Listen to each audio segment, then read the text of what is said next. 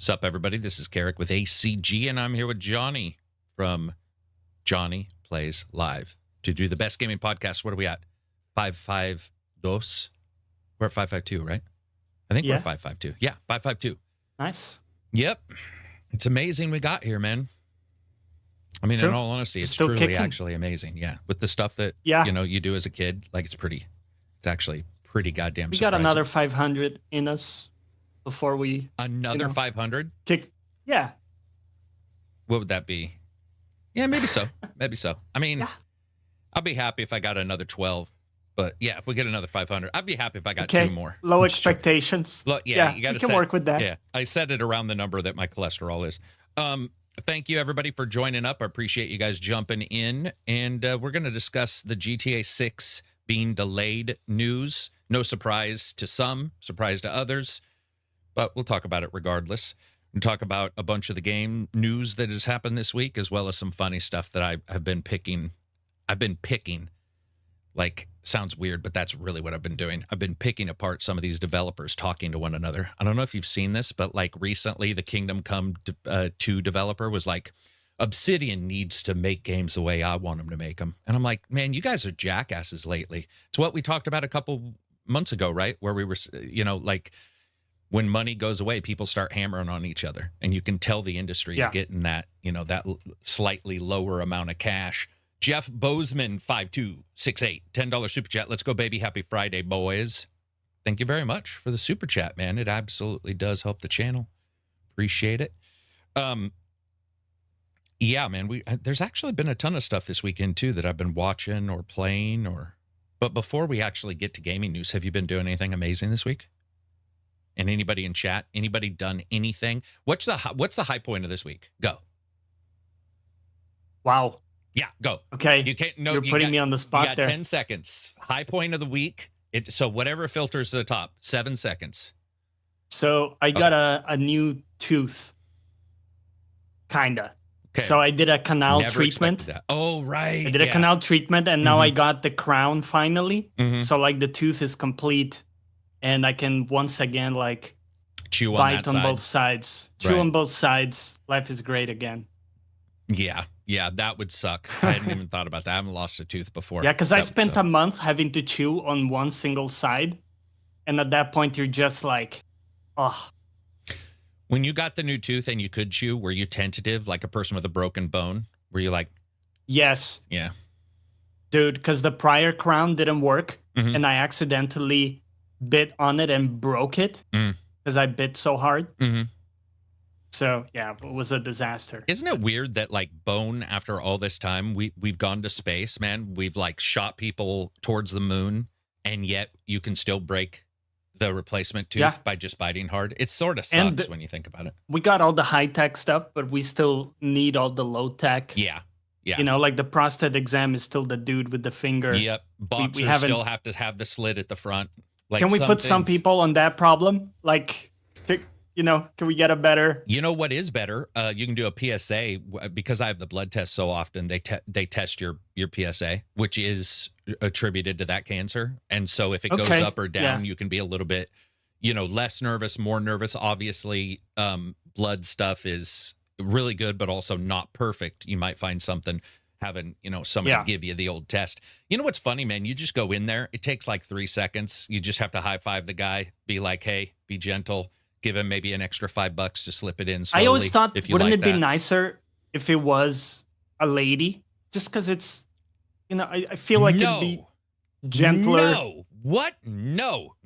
I don't. No. I don't know why no, but that is a solid no. I don't know why. I think maybe it's the submissive thought process. I don't know, but no. God. Okay, gotcha. All right. Damn. We covered that. Yeah. What about this? Do you like your doctor to be young, old, female, or male? I like them to look like they got their shit together. Because if they're talking to me about healthy choices, but they look like the crazy guy going on Rogan this week, I'm kind of out. I don't know. It's hard to take advice sometimes if you feel like they're not doing it. I like an older doctor who has a maybe has a little bit of a limp, maybe has a war wound or two, looks like he's had some damage done, looks like he's been in a little bit of a fight. No, I do like an older doctor. I like somebody who like looks, yeah, like they've been around the block a little bit. Yeah. They know Yeah. they've seen the stuff prior to AI coming or new tech coming, and they're like, all right, we're gonna go ahead and test you, but I've seen some of the crazy shit. And I'm not gonna They've say tanked like 2 life-threatening. yeah. They know? in their past they've triaged a couple helicopter wrecks, and so when he shows up and he sees something, he's not like, "Oh my god, what's happening with this guy?" Yeah, I definitely like that. Speaking about games, though, let's talk first about the delay. So, GTA 6 gets delayed. I gotta say, okay, bear with me. I was surprised. And the reason why is because not only did they say it's been delayed before, this was the new delay. They were like, okay, this is the time frame. This is the way we're going to do it. I would say that for me, the reason why I was ultimately surprised is because they were headed into the marketing phase. And it does sound like only last week, from what I've heard, last week was when this like started. The decision to do this started. I don't know if that's true or not. That was just what I was informed of. And who knows, right? But I was actually pretty surprised too, because they did move it. All the other companies had to move, so it must have been a pretty big deal. And there's probably 1,000 reasons why, but it does sort of suck, Johnny, because like that's pretty close to the new consoles. End of next year. So, oh god, they always do that, yeah. right? So like new console, right, new version of the game. And you're going to have this situation where people are going to have that, what do you got? PS5 Pro, Xbox Series X, and then you'll have the XXL, and you'll have the 6, and then you're going to have these, I'm sure each company is going to do their damnedest to be like, well, look at us. Now, for the companies who do consoles, they're probably happy about it. Also, does that mean that maybe we'll hear that they're doing a Switch 2 version? Maybe between then and now. I don't think that'll happen, but like, I mean, it would be awesome if they somehow figured it out. But yeah, it would be very cool. Now they do the upgrade, so it's not like you're not paying full price for the game again on the next PlayStation or whatever it is. So now you got the $10. Yeah, and Xbox is free usually. Upgrade path. So. Yeah, they got the smart delivery, which has turned out to be actually smart. Yeah, I mean they can't do anything good, so we got to bitch about it somehow. I just am not thinking of anything right now, but I'm sure there's a reason to bitch about getting the upgrade for free. Whatever that may be. Well, it was funny because Sony fans kind of crapped on Xbox for calling it smart delivery, but then it did turn out to be. Yeah, because PlayStation's delivery smart way to do fucked up because they don't do it possible. Yeah. Not only that, but go. Remember when like the multi, you would get the wrong version. Get the wrong version. Yeah. Oh, that was crazy. Yeah. Let's see. They're saying you have cosplay because you have a beanie. Yeah. Yeah. Just the beanie. Working on the beard. I mean, at some point I'll just become you. Basically, you just wouldn't be want like. That. You're doing quite well on your own. You wouldn't want that. You wouldn't want to be. Trust me. I'm sure there's something that I'm pretty open, but I'm sure there's something that you'd be like, Carrick never warned me about this. Like, I'm trying to think of what that would be. I got a mortgage, which is pretty rough. Me too, bro. I'm there. Oh, I'm telling you. Yeah. Yeah. Yeah, that is true. Maybe you would. Maybe you'd come in and be like, hey, man, this ain't so fucking bad. I don't know. I feel like there'd be some reason where you'd be like, oh, my God, of all the people, it's this bastard I have to be. What do you think? Were you surprised GTA 6 got canceled? Were you expecting it? Do you care? Maybe you don't think about I was a little surprised. Yeah, I thought they were well underway, and it was going smoothly. We don't hear a lot about their process, right? So, right. Like I was telling you before we went on there, myself, I'm going to speak for myself, but I think other people too put them up on a pedestal. Like they're this perfect, developer with a pristine process that like, it's just seamless without problems. And right. At the end of the day, they're just people. right? And they're having a crack. They are probably out of their depth because anyone would be with a project this massive. And so I have a lot of time and sympathy for them. You know, I'm just like the whole like let them cook thing times 10 in my head. I'm just completely up there with them. And Are you like me too, who just, I mean, I don't know, ultimately, I also don't give a fuck about the delay yeah, at all. Inherently, I'm like, who gives a shit? I mean, obviously, the yeah, people who because are we've waited wanting to so create long. content, maybe. Yeah, we've waited so long. Not only that, but there's Yeah. a ton of games. And in the end, Right. if they're delaying it, they're the ones stating you wouldn't be happy with it at a prior time. So I'm like, Which then you're happy for it. yeah, yeah, Yeah. yeah. I don't get to. Yeah. And nothing hinges on it. It's not like you No. planned your summer around it. I mean, some people did. I've seen some angry tweets like, dude, I got a whole like 2 weeks off work to do this. Or But if then, you're an influencer who does a GTA channel, I bet you it's devastating. Well, it could be devastating or it could be positive because now you can do tons of rumor leak videos. can farm it more. Yeah, Yeah. yeah. Either or. It's one of those things. Bob 2, $5 super chat. Arc Raiders, amazing. BF6 fun. KCD2, new DLC plus patch incoming. I'm such a spoiled gamer this season. Yeah, KCD2 is also free on Epic until the 11th. Is it Epic? It's free somewhere. I thought it was Steam. Yeah, it's free but somewhere. People can check it. It's free to play this weekend. Yeah, pretty cool. Well, and you know why, right? The Game Awards.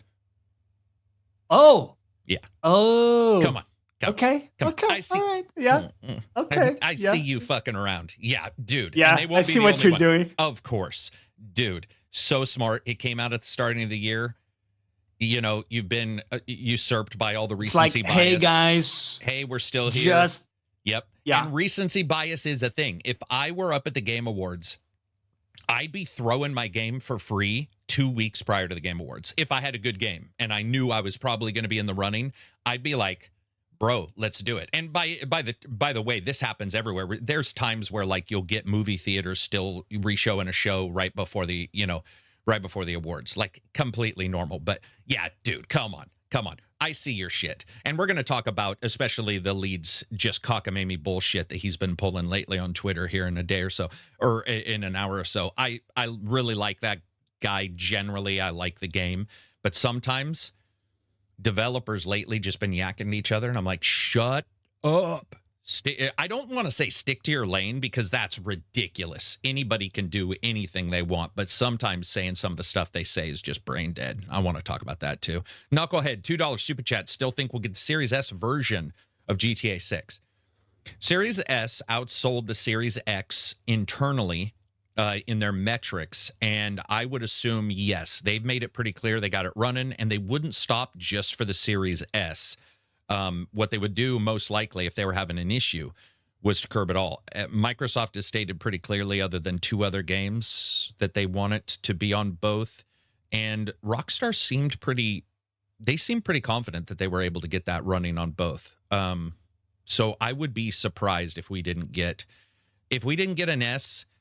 Maybe we wouldn't get either version. But I also think that would be weird of Microsoft. Maybe that's changed with all the changes going on because of Microsoft CEO above Phil Spencer and all this stuff. The 2 people above Phil have been making some weird ass financial decisions. 30% that we talked about yesterday, and then this. Yeah, I could see that like being a thing where maybe they just say, "Fuck it, we're not going to hold the Series S. We're not going to hold it with the Series S tax." But then if you see it announced for Switch, guarantee you'll get a Series S version. Yeah, historically, we know they've been very good at releasing it in the prior gen. Yeah. Current, whatever you want to say, current. You know, they did like PS3, PS4. Dude, and there's millions PS5. of people. There's millions. Like, even if you release not the greatest game and you're like, hey, the Switch 2 and the Series S versions are the lowest tier and you're going to have a rough situation. You know, we saw it with Cyberpunk. They released it on both too. So, you know, if you can call that releasing. But yeah, I think we will get it. So GTA 6 delayed. I'm sure there's going to be a bunch of news stories about it. I was going to do news. I've been trying to do a little bit more news, but I couldn't think of anything to say other than it's delayed. And I know people are going to have fucking 20-minute news videos about like this, but there's not much else to say. Delayed. Right? Yeah. I mean, I don't think it means something. anything. It's not like we can read into that and say, No. "Ooh, it's going bad," or like yeah, I there's think not that's much. it. Delayed That's is it, delayed, you right? know. Yeah. Right? Speaking of not delayed though, next week you got Call of Duty and Where Winds Meet. Thanks everybody for watching the preview. That did really good numbers for Where Winds Meet. The game surprised Despite me. your opposite marketing, because you had in the title like things You are what ready was for it? this? You You are ready. are for this. ready. Dude. Yes. Dude, I'm so anti-clickbait now. I'm just going the opposite. I fucking hate it. First of all, it may have been clickbait at one point, but now because of the hyperbole around "you are not ready" indicating it's something surprising, and then also it talks down to gamers in a weird way. You're not ready. Yeah, I fucking am. Dude, I get up every day and put my underwear on. That is 10 times more complex as a physical and, mechanical structure than playing a goddamn, Chinese free-to-play game. I mean, so when I hear like "you are not ready" kind of bullshit, I die inside. So yeah, I just did that. Who knows? Maybe that's why it did a little bit better. I have no real actual clue. But the game looks good from a free-to-play standpoint. A lot of stuff going on. A lot of bullshit where they were pretending it was brand new, though. That's why I was saying in the preview, nobody's ever done this or that. I mean, you could say if you put me in a game, no one's ever had an NPC named Carrick in a game. But if you tried to say nobody's had an NPC like Carrick in a game, you're probably incorrect. There's probably a jackass with a beanie in a game, right? Like, it's the way you frame it. And lately with gamers, and especially as hyperbolish as we are and the bullshit we are, it's just starting to frustrate me. There was some stuff in Where Winds Meet where I was like, okay, like, we'll just have to see how it pans out. It looked fun.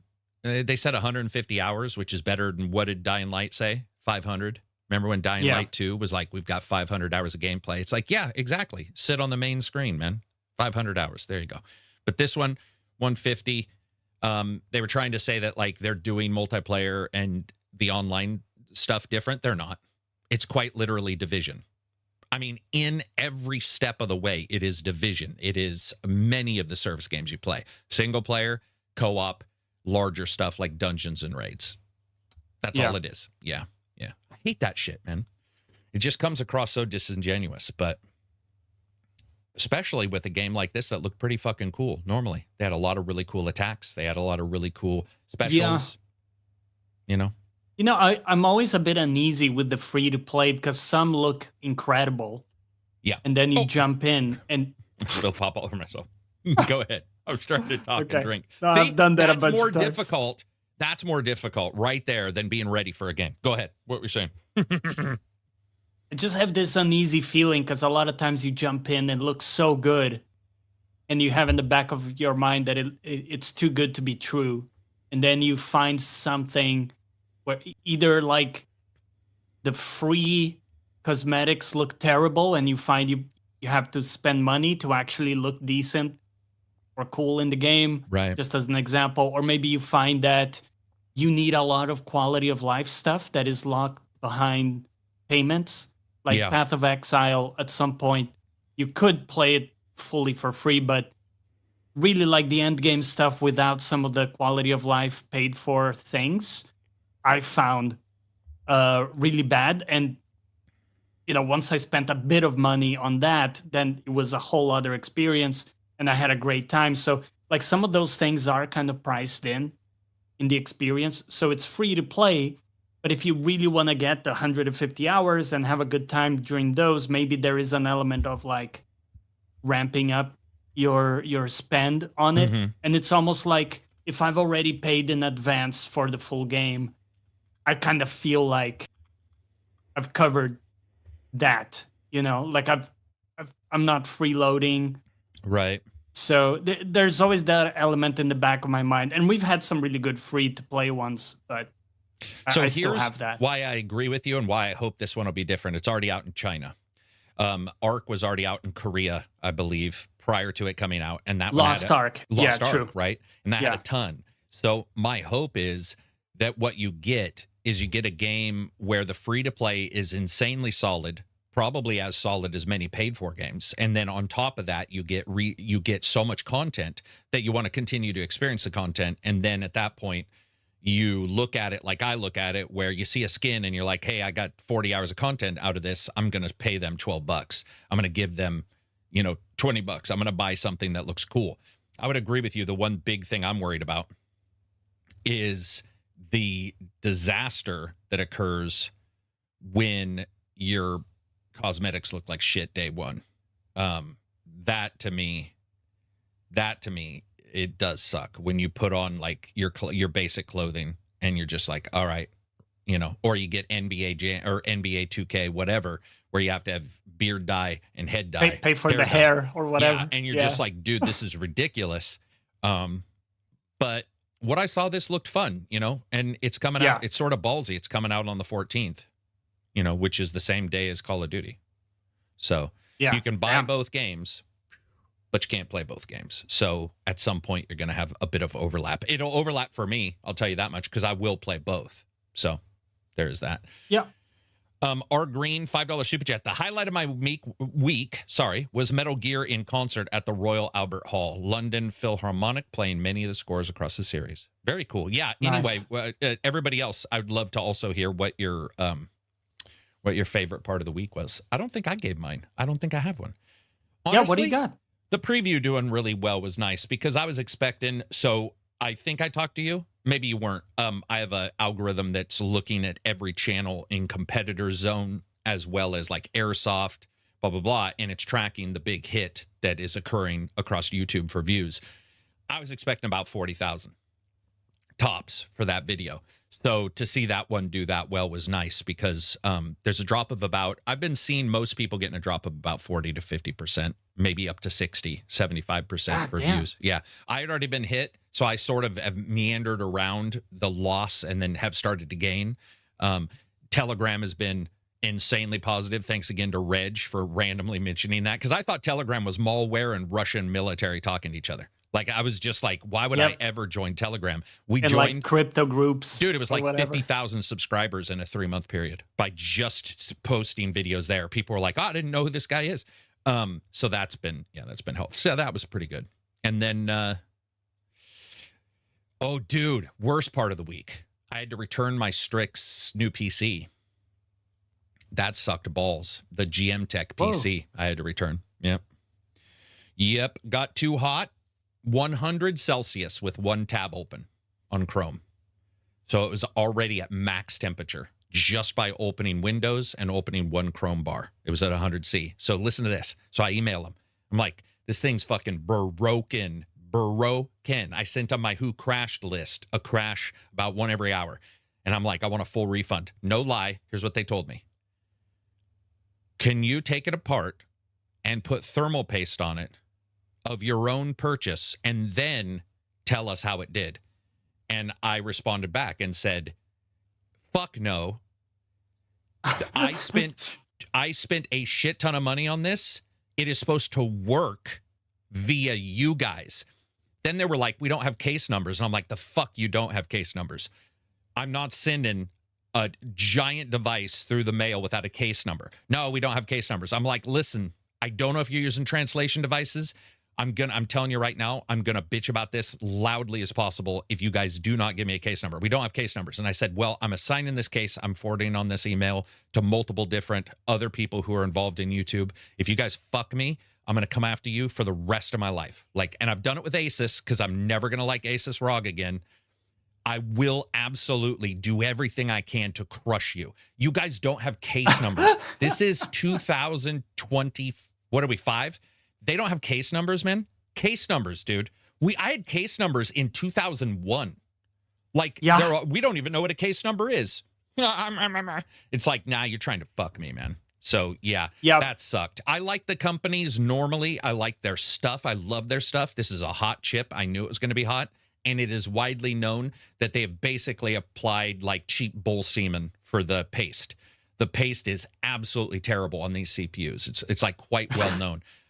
Okay, that's a bit too graphic. Yeah, they can fuck off. So, yeah, Yeah. Beastie by Nature, $10 super chat. Movies have popcorn. Game day has wings, and Carrick has eggnog, especially at Christmas. What food is synonymous for you when gaming?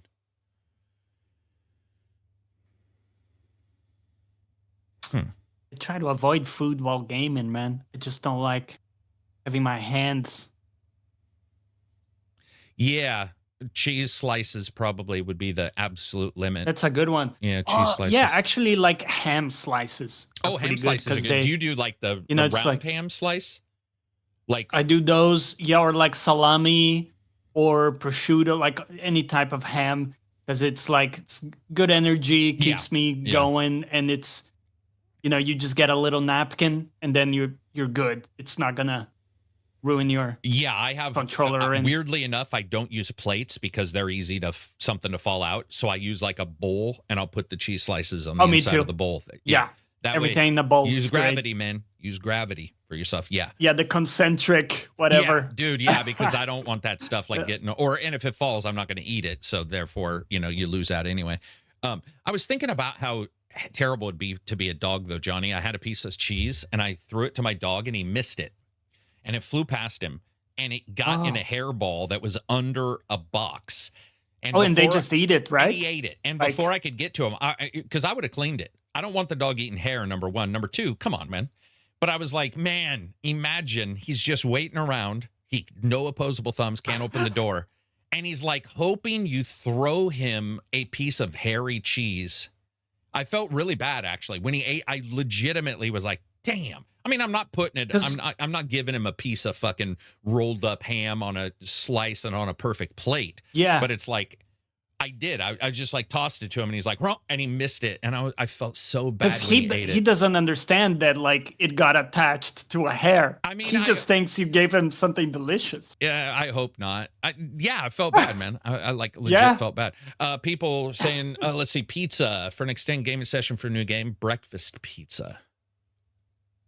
Breakfast pizza. So that would be like it looks like a pizza, but it has like eggs and ham and bacon maybe on it.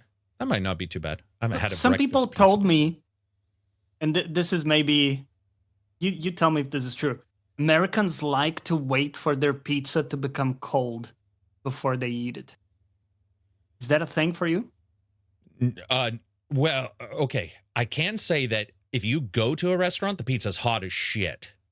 Molten. I want it to sting as it... Not me. No? I won't wait, but I will drink something and then take a bite so that I have, like, wash it down. And that it's cooled my mouth. I know a lot of people who will eat cold pizza, and I like cold pizza. It's very I'll eat it too. Good. I mean, yeah. I've never ever in my life, like of all the football games and all the get-togethers, I've never ever seen anybody wait until it cooled down. But if it's super hot, I burn myself so bad that on the roof of my mouth or my beard, I told you that time we made the pizza with too much sauce and it slid onto my face and it blistered my lip. Oh my God. That I'm okay, that's way too hot. Yeah, dude, it was ridiculous, man. Okay. I mean, somebody just said hot tomato sauce is hot as lava. It is ridiculous. Dude, there's a place here called Abby's and they delicious pizza. It's thin. They scoop it into this tray. It's out of the oven, and they like slide it onto your table, right, on a metal tray. I mean, it's quick, and even the metal tray is scorching hot. So you have it's from the oven to your mouth. Oh yeah, it's like they hit the eject button, and that thing comes out like a Tron disc, and you're like, "Fuck!" You just go to the oven, you open your mouth, you open your mouth, like a Porky Pig cartoon from the fucking 70s. Like, no, it's not that bad. But great. Yeah, they'll throw it down, and I definitely will like cut it. Take a second. Oh, also, I have no issue. Like, I'm not some people are like, you can only eat food a certain way. I have friends who eat it with fork and knife because they don't want to be, messy or whatever. And then I have some who eat it, by folding it up. One of my friends did fold it from the tip to the crust if it's thin pizza and ate it like a burrito. Okay. I tried that. That was actually pretty good because it changes the texture of how you eat it, right? It's valid. It's an option. Yeah, it's just not where I go. Oregon Fresh says Abby's is an Oregon pizza gym. Yeah, Abby's is ridiculous. Dude, 2 pizzas, $80 though. Whoa. But Yeah. are they massive? They're sizable, but they're not that. I mean, in fact, Okay. I would say 2 for the price of 1 there is still too much. It's ridiculous Wow. how expensive they are, but they are really good. They're really good. How do we get on to pizza? I don't know, man.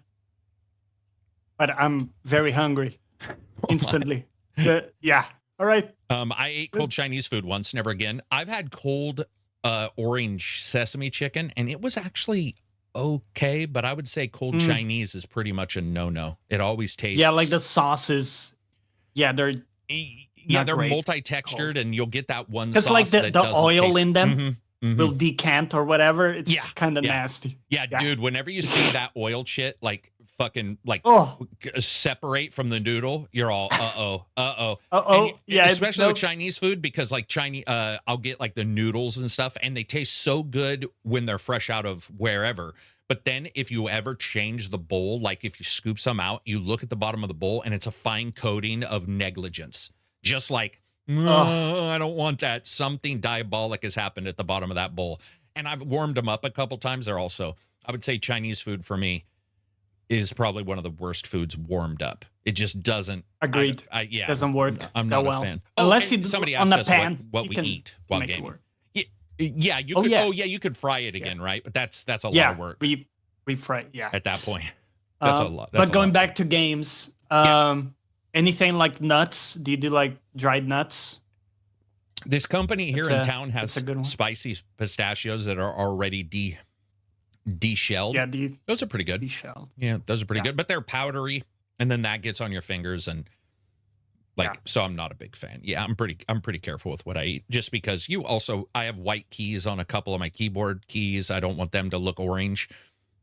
Like I shook hands with Trump or something. So like I usually have a tendency to not try to do that. Okay. Yeah. I'm just saying, man, like Cheetos or something. You'll talk to somebody who's eating Cheetos, and you'll get that one friend who honestly should get time at least a year to 2 in prison for this. But you get that one friend who eats something, and you see them going, and you're like trying to karate chop their hand down, because there is nothing I want to hear less than another man make the lollipop sound with a finger. Like, that's probably on the lowest scale. That's like, if there's a 1 to 10 scale, man lollipop sound is like 1 on what I want to hear. Absolutely not. Probably the chance of ruining the entire day if I hear that. And I have a friend who will do all fingers, and he likes to sit away from me now. So he'll be in another chair, and I'll be looking over here at like a TV, and I'll hear... Instantly. Just don't look. Yeah, it's gross. All right, moving on from there. Jeez. Cool. Let's get back. Yeah. Long diatribe. Let's see. I hated when my gross or messy friends touch my stuff. Yeah, true. What else do we got? Moving on from GTA being delayed. So, yeah, GTA is delayed. Prepare yourselves. Star Citizen's still 5 years past that. Who knows? But yeah, we'll get that at some point. Moving on from there, we did have actually a metric shit ton of news. Let's just cover. Okay, so real quick. When they announced it, we got a bunch of companies saying different stuff on the tweet. One of them was, or in the investor meetings after, BioShock 4 is still coming. During an earnings remark, they stated, yeah, that's for sure coming out. So just for anybody who's worried that wasn't still coming, Amazon Prime for November has 13 PC titles to claim, including Tales from the Borderlands. Yeah. The ancient. I'm assuming it's the Telltale. Yeah. Okay. Wow. All right. So anyway, so that's coming out. And then Kingdom Come Deliverance, free to play for a limited time. With a demo afterwards. So that's cool. Or yeah, sorry, not with a demo, but with a discount afterwards. So that's good. But Marvel 1943 was also delayed. And it's been delayed beyond early 2026. So a lot of delays. I don't really know much about that game. Me neither. Right? Have they shown anything significant? I feel like we haven't seen a lot, right? Did we even get a gameplay trailer? I don't even think we got a gameplay. I don't believe so. Yeah. No. So like GTA, except this one was announced in a shorter amount of time and still delayed as well. Let's see. Let's look through here. Ooh, We I'll got wait for Dispatch that as one. well. The new episodes that dropped Yeah, that were really let's, good. without spoiling it, I will say I just personally think that game's story is one of the best this year. Dispatch. I just thought it was fantastic. I think that, Yeah, I think in recent years, it's one of the stories that has like hit home yeah, the most, like maybe top 3 in the yeah. last 5 years. Kind of a big statement, but just some of the story beats have just completely hit home for me. They've been fantastic, man. Do you think it's Yeah. also with this one that it's also the add-on of those mini games because they keep you engaged tactically as well or mechanically as well as like story beats? Mm. That's what I feel. I feel like instead of just knowing I pressed A an hour ago and therefore that's why I'm here also because I did good during hacking or good during dispatch stuff. So it Yeah. feels like it's more cohesive as a title. Like, Yeah, or did bad because like or the, did the bad. other day I was playing, I was having a really bad brain day or whatever, and I Mm-hmm. couldn't for the life of me remember the combinations, and like my dispatches were a disaster, and that nothing was working. But that somehow fit pretty well Made it with what was part of the going on story, too, right? Yeah. Yeah. because they're Team Z. You know, they're not A team; they Yeah, are no, no, no. Z team Yeah, for a reason. barely Z Like, team. yeah, barely Z team. So you send them to a job, and they're like they barely were able to get the dog off the tree, Mm-hmm. kind of thing. Yeah. Yeah. So to me, it also fit. So Yeah, they're misfits who occasionally have success. yeah, But the story beats without any spoilers, some of the best. And the music, dude. yeah. The karaoke.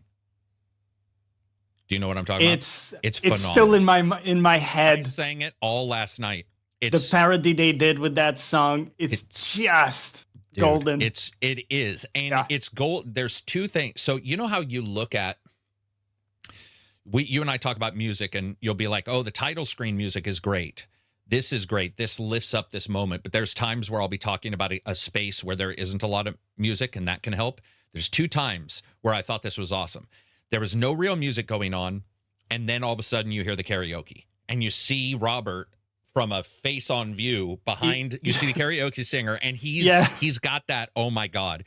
But then the very ending of this last episode, which I won't spoil, but there's no music, none. And you're like, it was wow. oh shit, yeah, dude, it was such a great job because they could have done music. Because you don't get too emotional. Did you get like a little soft inside? I don't love that character there in the So I did in the fact that I like them and I know they're supposed to be likable. Probably wouldn't have got more or less with anybody, but I definitely, I mean, I can look at it and go, dude, you guys nailed the shit out of that. Like, especially, we won't even go there, but certain things are said, things that happen right there at the end. And then the lack. Yeah, the way it leads to that. And then like the payoff, the payoff of that moment. Because you know instantly what's going to happen. Yeah, it makes perfect sense. Instantly what's going to happen. Yeah. And it's just, I mean, it's kind of, it's heartbreaking, but it makes complete sense for that character. Yeah. And for the story. Mm-hmm. And in a way, it's what everybody needs to move beyond where they're at. It's almost like a, we'll have to see super cool. how it plays out. But I thought they did great writing. I wish I'd liked. I mean, the characters aren't not likable. It's just like you said. I just don't get that. I don't know what the term is. I get more excited or high energy than low. I just don't get low very often. So, like, if something's sad, I'm like, that was sad. But when something's good or heroic, then I do. I'm like, oh, sweet. So the prior point when the thing was said, I was like, oh, sweet, even though I knew what was going to happen. But do you know what I liked? When your character says a one-liner while eating burritos. That's probably all. Yeah. And I was like, oh, that's really good. I thought that was enjoyable. So you just have to know how the game is delivering its what do you call it? It's story, because I think some people won't like that choices are made during poignant times, which can slow things down for a brief second. But I thought it was awesome. Sorry, what were you going to say? No, I was gonna say this is really replayable too. I don't often replay stuff, but I will definitely replay it once all the episodes drop, because I feel like every single decision of like pick this character or that character, that type of thing, those were really, really both compelling. Yeah. It it wasn't like an easy choice ever. I think I've now seen it 6 times, because Solar played it 3. I played it 2. Reg played it once. You played it once. And then somebody, I think altogether I've seen almost all of the episodes 5 or 6 times total. Yeah. So it was very cool. Sully, $10 super chat, just dropping in to support the almighty pod. What's up, sir? Nice to be talking to you in chat as well in the Discord. I appreciate you jumping in as always. And appreciate you throwing some cash our way. We'll be able to get some cheese for our next gaming session that I can throw at the dog and it can land in the hair. So altogether, just a good time had by all. But yeah, I think they did a phenomenal job with it, and it's one of the better stories, I would say, overall for Did you have a style. favorite character so far? I think that's not spoilers. No, it's not spoiler. Do I have a favorite character? For the first time ever, it might actually just be Robert. It might be the main guy. He's great. Yeah. Yeah. So the reason why that is because you're supposed to. So everybody's a dick to you at first, which is great. It works out. It's like a real job, where people, sometimes, especially in a high turnover job, they're like, we're not going to become friends because you might leave. It's going to take a while. Some people were just dicks. And I was like, okay, whatever. That's funny. But Robert's attitude has stayed the same almost throughout the entire thing. And it's been the heroic attitude of like, we got to, like, what are we going to do? We have to change stuff to do this, but this is working, so we won't change that. I just liked it. It felt like they wrote him really well.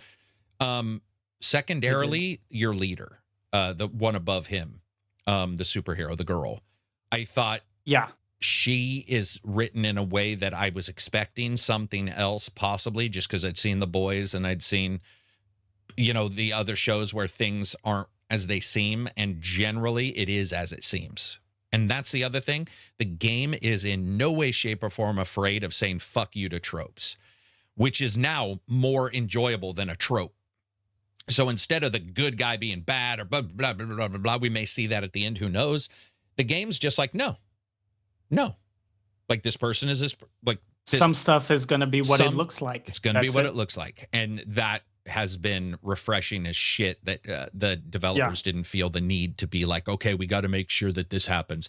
In fact, there's been a lot of points where I thought something was going to happen and didn't. It changed around. I like Royd a lot. He's not in it as much, but I thought he was. And Waterboy's probably, if you said like, Waterboy's probably my favorite. Funny character. Yeah, funny character. Very enjoyable. Yeah, I thought like Paul as the main guy, he does an incredible job. His voice is awesome. Yeah. It's kind of cool to hear it without his face. Nothing against his face, just that there's something about the disembodied aspect of it that worked really well for me. Like hearing his voice outside of the context of. So does that sound like him? Because I've never seen Breaking Bad. I mean, I've seen YouTube shorts. It just wasn't my thing. No, it sounded slightly different because it's it's studio. It's kind of a different intonation and everything. There's a weirder gravelly baritone in it, almost like they modified it a little bit, or age, one of the two. Or it could just be the way he is projecting it. He's speaking in this way that's maybe not his natural. It just sounded great, but I liked Invisigal a lot. Yeah. She's great in this. She's got a cool character arc throughout the whole thing. I mean, there's some really good ones, but I think her definitely. I think the reason why, like, I didn't choose her as a love interest or anything is because she is fairly tropish in the cyberpunk-looking girl with the nose ring and the short hair and the midriff, and she's like, I'm too cool for school, so I actually went the opposite route. But she's funny as hell. The one-liners are funny as hell. The one-liners are, dude, Dispatch's writing is on point for one-liners. I mean, don't you have some dementia to onset is one of the funniest fucking things to say to somebody I've ever. I was just sitting back, and when one of the characters said that to another one, I was like, what the hell? That is hilarious. They were really good. That one in particular, when she says it, and then even the guy she says it to goes, ooh, that stung a bit. I'm like, yeah, that stings a bit. That was awesome. Jay Reaper, $10 super chat. Hope everybody has a good weekend. Thank you very much for the super chat. Hope you do as well. Hope you get some gaming in. Anti-Sky supported Discord access. Let's see. I don't think I will, Kig says. It doesn't sound like him at all. Kig says it doesn't sound like him at all. Does it not? Yeah, it sounds different. Okay. Well, I mean, I hear him in it, but certainly it sounds different. He's got a different tone and everything.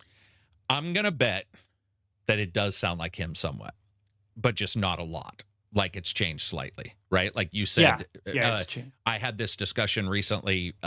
We were talking about a game and somebody was like, this game is nothing like this other game. And I'm like, but it is. And you get that thing where it's like, this thing is absolutely, completely not like this other thing or whatever. And you're like, it's pretty hyperbolish. I'm assuming he probably sounds somewhat the same. Everybody else does. I can pick out all the other voice actors in it. So at least I've been able to so far. Let's see. Yeah, even Alana, at first I didn't know who she was. Oh, gotcha. But then instantly, like, Aussie accent, yeah, I got you. Yeah, the moment you see it, you're like, yeah, okay, I get it. Yeah, good job, man. Happy to see it. And then Arc Raiders is doing really well. The thing that I was talking about in the side podcast was Arc Raiders has sold a bunch, which is great, but I was actually more surprised Dispatch sold this many. By the way, Dispatch has now sold better than the Telltale series when they came out. Whoa. Yeah, so hit for hit, they've done better, which to me is stunning in today's current, gaming market or something like that. Was not what I expected, so... And then Battlefield's still doing well, even though Battlefield screwed over my custom servers, bastards. But such is life. I'll have to deal with it. Sort of pissed me off a little bit.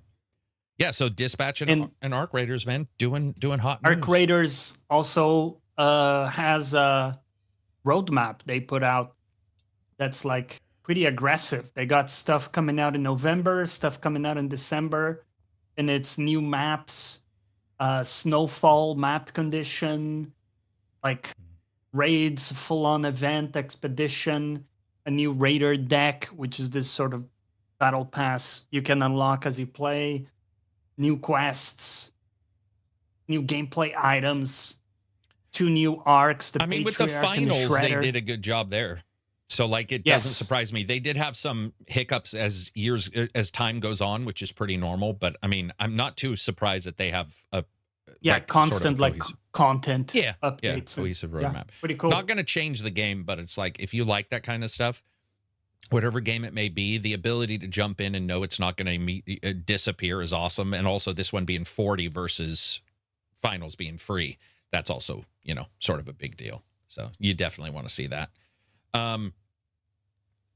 Maybe the thing is that I think Kig's saying he expects him to sound like Jesse Plinken, which he is not that character he's playing anymore. Maybe so. Usually I can pick out even if they're not the same character. Like Bruce Boxleiter, I can pick him out from a lineup. Doesn't matter how many. How many little effects they try to do. I'll just be like, boom, that's for sure him. Yeah, so happy to see those games do good. If you're jumping into those, that's exciting. You'll have something to play over this weekend. Also, over this weekend, what you will not be playing, and apparently no weekend ever in the future, is a console version of WoW. Did you see that the one developer was like, yeah, we're not doing WoW on consoles, and if we were, there'd be no reason to hide it. And I think that's fair. There were a lot of leaks that were indicating console UI, and now it seems like maybe we'll get that. Xbox has everything's an Xbox, and their next one coming out, they'll probably try to make sure that it works with controller, in a good way. But yeah, makes sense. I guess, they just looked at it and were like, yeah, it doesn't, why put it out? I think we talked about this about a year ago. And the one problem I brought up was if you do release it for consoles, now you have a new SKU to support, which is rough. Can you imagine trying to support consoles with only a certain amount of RAM when you have 65 scenarios or expansions, and trying to feel, trying to be like, I gotta shove this in here and figure out a way to get everything to match up. So have you done WoW in years? No, I've never played it, actually. Ever? Really? No, I had a pal that got addicted to it and had to drop out of university because of it. So that just caused me to never touch it, just in case. I don't really have an addictive personality, but I was afraid that I could get into that. Well, and you do Too Final much. Fantasy, and if you don't have an addiction there, I don't see why WoW would magically addict you, right? Yeah, no, I Yeah. don't think. Yeah, I don't think those are for me. But it's interesting that they did really well with gamepad and console and yeah. everything. Well, it's an action RPG, so it's only got it's got a specific number of skills. Where if you look at like WoW, it's got what, 77 skills just for the basic low level guys. Like Well, 77. you still had a lot, man. Well, it's You had not like 77 though. sometimes. I mean, Okay. dude, Yeah. if you look at WoW, especially original WoW, you would have people Okay. with 3 bars on each side. Just so. Okay, yeah, that's. I mean, but you are that's right. insane. You're right. They did good, but it was it's ridiculous. It's a little bit like I think what we're seeing with a lot of MMOs, they're trying to go with the action RPG where like you can get 7 or 8 at the bottom bar, and those are like your mains, and then the side ones you can use if you want. Or, Yeah. But I mean, I agree with you. Yes, there's a lot. It's definitely more old school than the newer ones, which are you got like Star Trek, which is, you only have a block of 8, and then DC Universe, which is a block of 5. Secret World's a block of 5 or 7, I think. But yeah, no, I agree with you. It is a lot. I forgot that they did have a good number. Let's see. To be honest, the auto attack rotation gameplay doesn't really fit consoles and controllers. Yeah, doesn't until you make it, right? Yep. That's exactly. A lot of stuff never fit on console, and then once it does, I'm like, dude, hello. For example, Star Trek Online, Final Fantasy, like when you do get a console version and it does work, you're like, hell yeah, this is awesome. Yeah, that's why I thought, once they saw that it could work, yeah, I expected would them you to do go it? down that path. Right. Yeah, because we've seen some pretty good controller versions for games that have a lot of skills. Like 14 did it, and then even Baldur's Gate 3, to some extent, you could say, did Oh no, a I similar would agree. thing. I think Baldur's Gate with the ability to make your own radials was awesome. The custom, dude. yeah. And it is turn-based. We should point out that one's turn-based, which the MMOs are usually different. not. But I don't know about you, Johnny. Have you ever played around with like what is that? WASD.exe, the executable that lets you fuck around and try to like make your own multiplayer controller configs. So I did make one that worked for me. I'm not saying it would work for everybody else, but it was by holding. I used the trigger as a modifier for everything. So when you hold the trigger down, you can, spool up different moves and all this stuff. And it worked pretty well, but maybe there's a reason why developers don't want to do it. But I think the big thing is, dude, the amount of RAM. Can you imagine that many expansions and trying to move around? And it just seems like, I wonder how big the install is. Anybody who installs it, feel free to point out. I wonder how big the install is for WoW. Feels like it's pretty huge. I mean, the install for Really, WoW. because that thing looks like. Well, it's not always about. It's not always about like high def textures and stuff. It's an old game, so they probably haven't made some of the improvements. But yeah, it doesn't. Yeah. It does look its age, right? Or yeah, it does. It does look its age. Looks pretty rough. What else do we got? Let's see. Oh, the Dan Hauser. I wanted to talk about the Dan Hauser interview. So Dan Hauser, who doesn't do interviews almost ever, writer for GTA 5 and prior, almost said 6. They had a very good interview, him and Lex. That was a really enjoyable interview, man. Lex did a great job by like framing it around his love for entertainment and learning to be a writer before they went to the game stuff, which I think helped to understand like why he liked Scarface versus some other classic that people are like, this is the best story ever. And he was like, not really, which I sort of dug. I'm not saying he's right. I'm saying it was nice to see. So you get these different points, and I just thought the entire interview was really well done. You got to sort of see what it was Yeah. like. Did you see it? It was also crazy to see the like his description of writing Nico for GTA 4, and he fully Yeah, admitted 'cause GTA 4 is not fun. Like it is not. He was like, now that he looks back at yeah. it, he's like, oh damn, yeah, that is definitely I'm a glad he reflection of said reality. that because that's how I felt about it. It made sense in the game, you know. That was the journey you were on as Nico. You know, Yeah, bit of a bittersweet vibe to it. yeah. Did you hear But the part the where way he? he Oh, go ahead. explained, Go ahead. Sorry, I didn't know you were saying. no, Continue. he explained like he was projecting a bit of his own journey in life, right? He was kind of going through, Yeah. and that kind of connected with the character and just fed into that. Yeah. I was just going to say, I liked how he had mentioned Arthur at the starting of Red Dead 2 had a child that died, and he was a dick to the mother, and they had to remove it because they were like, that's way too much of a bad guy. They were like, the arc for Yeah, redemption would have been really sharp in the period of time they had to play the game. And I would never have thought about that. Those characters are pretty asexual. I mean, even John is played as asexual in a way because he's got a wife, and he's like, I'm against that. You know, can't sleep with you, ma'am. You know, and all his shit. And I was actually quite surprised the idea of like having him die. I think that would have been cool. Let's see. Leuston says 24. Not bad. Ain Angle says $5 super chat. Did you enjoy the WoW movie when it came out? I feel like it's aged somewhat decently. Did you watch that one? you know, I did, but I don't remember it being about the Warcraft campaign, and that was kind of the disappointment because I was a big fan of the Warcraft 3 campaign and stuff, and I thought that would have made a much better movie. I Did you think I still enjoyed it, but yeah, did you see Assassin's Creed? The game? the Movie? one The with movie game movie? Michael Fassbender? Fassbender. Yeah, I did. Yeah, I did. Yeah, I haven't seen either one of those. I enjoyed those. I mean, they're fun. You know, not gonna blow your mind. Yeah. Yeah, and as long as you accept that they're probably also not going to be able to cover 60,000 hours of World of Warcraft, content in a single 2-hour movie. Yeah, I think it was a complete like spin-off. I don't think it was based on any game content. I could be wrong about that, but Oregon Fresh says Lex is great with gamer interviews. yeah, Does he do a lot?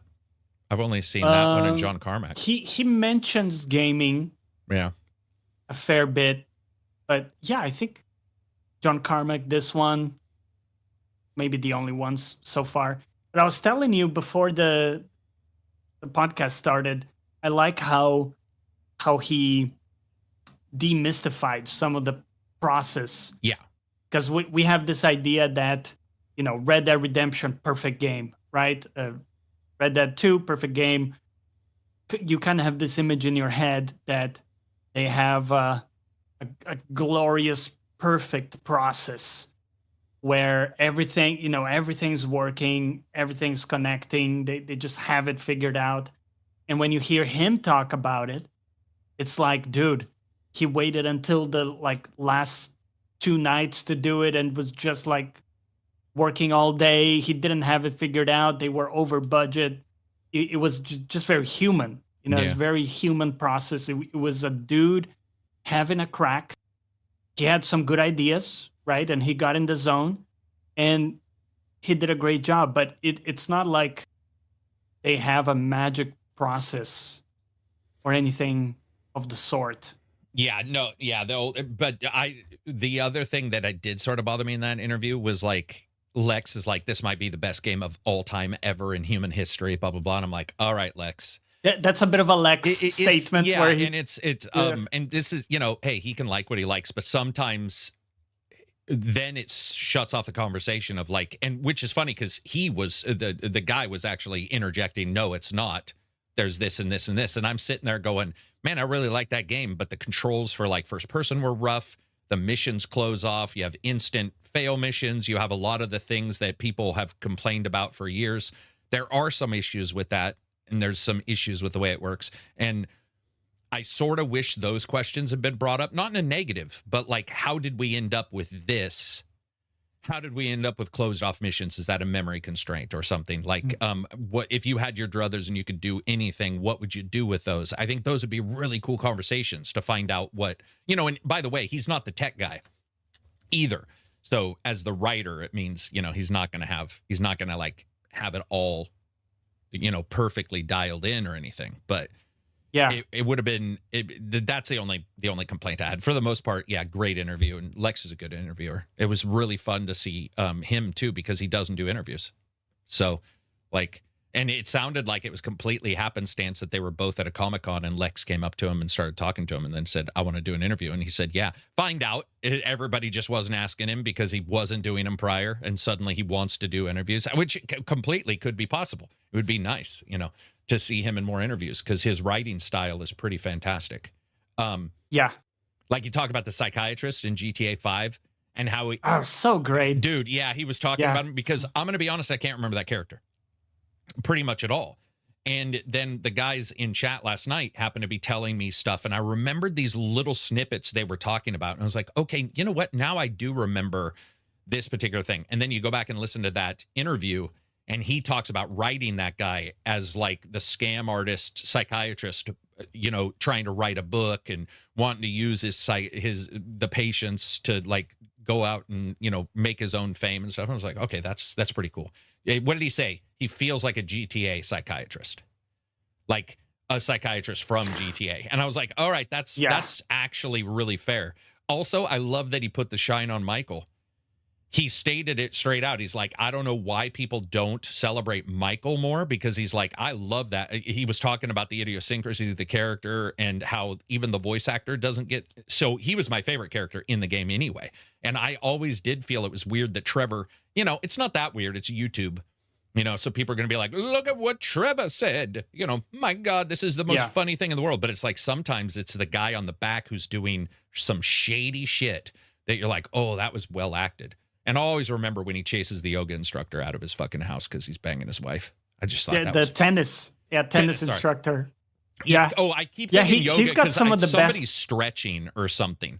I always think it's yoga. But yeah, dude. Yeah, he's got some of the best one-liners and some of the best. Yeah, best comedic and beats. He's probably closer, Johnny, to where a gamer may find themselves at the age of 50 than the other two characters, by far. Yep. Right. Like if you look at him, maybe people are like, I don't want to get too close to that guy because that's looking like my future right now. Yeah, it was awesome. It was good. Great interview, man. So if you guys get a chance, go check it out. It was fantastic. I like the way he talked about the technical side allowing for deeper writing and deeper characters. Yeah. Because the way of like some of the tech allows you to have more detailed, like emotions or presentation and stuff, allowed him to also write stuff that he couldn't before.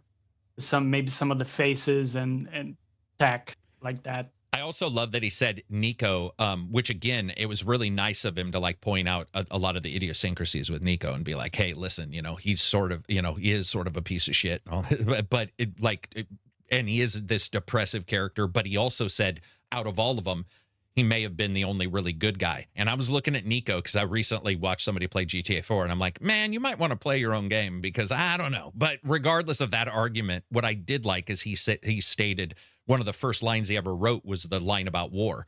And once he said he needs a speech when he writes his character. And when he finally gets a speech put together, he knows that character from start to finish. And I thought that was cool. And it was the speech he gives about, old men sending young men to war to die, which is in my top speeches ever given in a game, because I really did like that. I was like, oh, that's a really cool part. And I love that he said that once he got that, he was like, now I know him. Now I know exactly like what he's going to do, how he's going to go about everything, because that is a big enough deal that he told his cousin while sitting at a table. So like it's there on the top of his head. It's not like a thought process where he has to sit and think about it. It's like his particular thought. Yeah, it was a great interview, man. Great interview. Hopefully we get to see that guy more. I love it. What else we got? Any other amazing game news? Highlights this week. Let's see. So Call of Duty coming out next week. Do you have any specific expectations or Anything you're 4-player looking co-op is for in that? fantastic. I'm way more excited for that than anything I have been in like the last 6 months. Not because I think it'd be great, but because I want to see how a 4-player co-op campaign will feel. Because I've enjoyed the past campaigns that had co-op. I enjoyed World at War. So the idea to be able to jump into a 4-player from the start co-op, that is awesome to me. Now it could be shit That's the cool. game, but I'm just from the aspect of like a bunch of us are going to play, very excited. Also, hey, listen, I like that actor, and I like that Black Ops is the Black Mirror of the Call of Duty games, and they always throw some weird shit in there. So, yeah, I'm Yeah. excited for that. I didn't know about the 4-player Yeah, co-op 4-player co-op. campaign. Yeah. That's cool, man. Yep. And we'll see, dude, because like I said, man, they go crazy in the Black Ops games. And I think the first one, in fact, I know a lot of people really liked, but were sort of shocked by how weird it went and how weird the later ones went, because they do mess around with some stuff. So the idea that like now we're accustomed to that, and that's sort of their fiction, like their fictional or sort of this is off script games are those. I think that actually helps. It would be really nice if you worked at one of those two companies too, to be like, okay, I'm going to do Call of Duty, but then you know what? I'm going to jump over here and I'm going to work in Black Ops now, so that I can go off the reservation and we can write some crazy shit and see what sticks and then make a game out of it. So yeah, I'm excited for that. As in expectations for how it does, we haven't seen a lot of gameplay on that. And I'm not 100% sure why. Right? Like I've been looking even at their official YouTubes, Johnny, and I feel like in the past we had more. That's not a sign of worry. I'm saying it's very difficult to even know. Back in the day, you'd have an E3 and some jackass would go up there and they would pretend to play the game on a controller. That was like 7 years in a row. That was the standard status quo. We don't have that anymore. So I haven't seen enough to be able to guess how it will do, but I will say super interested in the campaign. I'm really interested in that game. Just I want to see if they can nail it. I enjoyed the last Call of Duty as well. It was good. I enjoyed the multiplayer with friends. And then even alone, I actually enjoyed the multiplayer. The single player campaign was pretty okay. The one prior to that was terrible. That was a super short one. It was like shorter than our podcast. So hopefully this one. What to you? What's if I said, Johnny, you get to design the next Call of Duty campaign? How many hours do you design it for? I think around 6 hours is a good balance. 6? With like pretty high pace action. I'm going to double that. I'm going to say I want to see one that's 12 because they don't have downtime, and I would like to see how they would handle it. Whether that be some stealth sections or some more condensed moments of storytelling. But I'm not saying I'm right. I'm saying if I controlled it, I would say let's try 12, because because that could be especially at $70. I feel like 6 is a rough sell, and we know a lot of people buy the campaign only, or buy the zombies only, or buy the multiplayer only. The campaign has felt short shifted a little bit, just especially with the higher price. But yeah.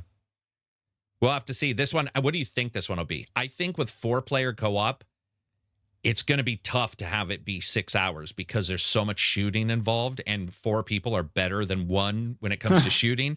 It feels like it's going to be like 4 hours, but I hope I'm wrong. I hope I'm wrong. That's a good point, because normally you're just the one dude shooting in the campaign. Yeah. Also, I'm going to not do super hard, but, playing that on like a difficulty of like 1 below grenade spam might be fun with multiple people, because, humans are just that much better usually when it comes to shooting than by yourself or with AI. Well, yeah, we'll have to see. Be cool to see. Let's talk about the one thing that you and I were discussing prior to the podcast, which is excitement. Do you remember us talking about this? Yeah. So you had stated that something had happened and one person that you knew got really excited about something, so they decided to jump over there. And dude,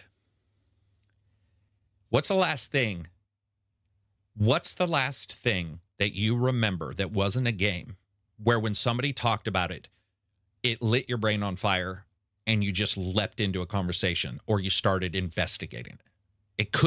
It can't be games, but where you realized you were like, oh shit, I am like interested, vested in this. Yeah. Like recently? Well, that's the question that was going to follow. When's the last time? When's the last time and how often does that come? Because I don't, as a kid, I think it's easier to feel that when a new cartoon comes on. Yes. Or a new toy comes out. I think with games, adults have a tendency to replace that feeling with games. I don't, which might be why I don't get high or low or get excited or unhappy or whatever, like we talked about. But what I do get, and we'll talk about this in a bit, is I got it for AI, where I saw the changes in AI and I was like, oh shit, like what can everything do? So I was like, my brain was on fire and I realized I do it quite often with stuff. And I was just trying to figure out like when the last time and if it happens often. I think for me, 2-3 weeks back, I started getting into Lego, which has been nice because it's a bit of like a tactile thing to do while maybe chatting or listening to something. And also relaxing, you know, I was kind of like stressed out. So that was really good. And then I kind of got into a rabbit hole finding like all the sets that I might like and little book nooks that I can put in my shelf between books and stuff. And like, oh, what are Lego alternatives? And there are these brands, like one that does it with lighting kits. Lighting kits. Another one that has, you know, like some really cool mechanics or whatever. So I kind of got into that rabbit hole, looking into all that. So I'm just asking everybody the same question in chat. So listen, dude, I think this might be why it might be the only reason why you might want to be me. We were talking about if you continue to grow your beard, because that happens to me a lot. And you find like one. I do, and it's not only that one it's rabbit like, hole. Well, you'll hear like a Matthew McConaughey. I don't believe this, but you know, find your passion in life, whatever. I get it, but that's not as easy for a normal person to do very often. But dude, I looked back in the last like 4 years and there's probably been 8. Wow. Where something will pop up. So you know how you felt when you realized you like guitars, or maybe you got into DAC amps, but I'm talking even bigger than that, like huge. So yeah, it does happen. So for example, a new martial art came up and I was like, oh damn, oh damn, oh damn, to where every waking moment that wasn't games to do work or wasn't family was studying and looking and going, whoa, what's it? You know, do I want to study this? Do I like this? Blah, blah. Okay, maybe I don't, you know, blah. And then AI came up and every waking moment went to that. But dude, I do it a lot. And I realize that maybe it's a negative that I don't do it towards games, but I do it towards the tech in games. That's a huge one.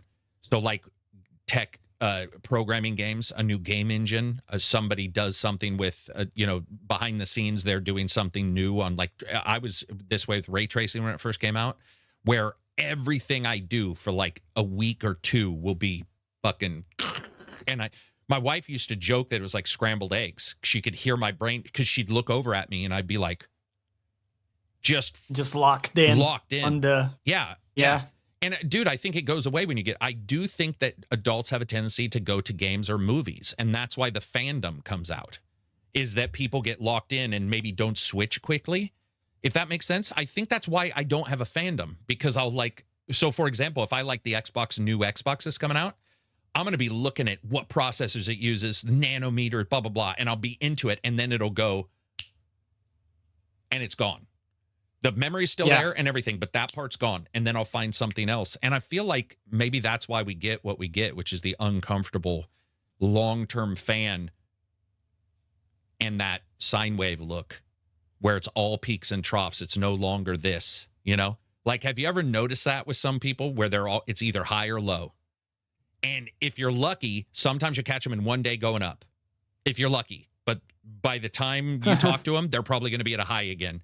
And then it'll be at a low. And I don't know why, man. I feel like that might be my one like luck is that I get really excited about stuff, like super excited about outside game stuff, like DACs, dude, audio devices, new speaker systems. So, what have you been fired up for outside of guitars? Like, what has anything made you go like, this is it? It's probably reading. So I've been reading the Harry Potter books right now. I was reading that other big book from Brandon Sanderson. I've been doing that. I think it's Empire of Silence. Mm-hmm. I forgot the name of the sci-fi book, but yeah, reading in general, because it does something to your kind of brain chemistry Mm-hmm. that's very different to any other activity. Yeah. Even compared to listening to audiobooks, which Very I much love so. too.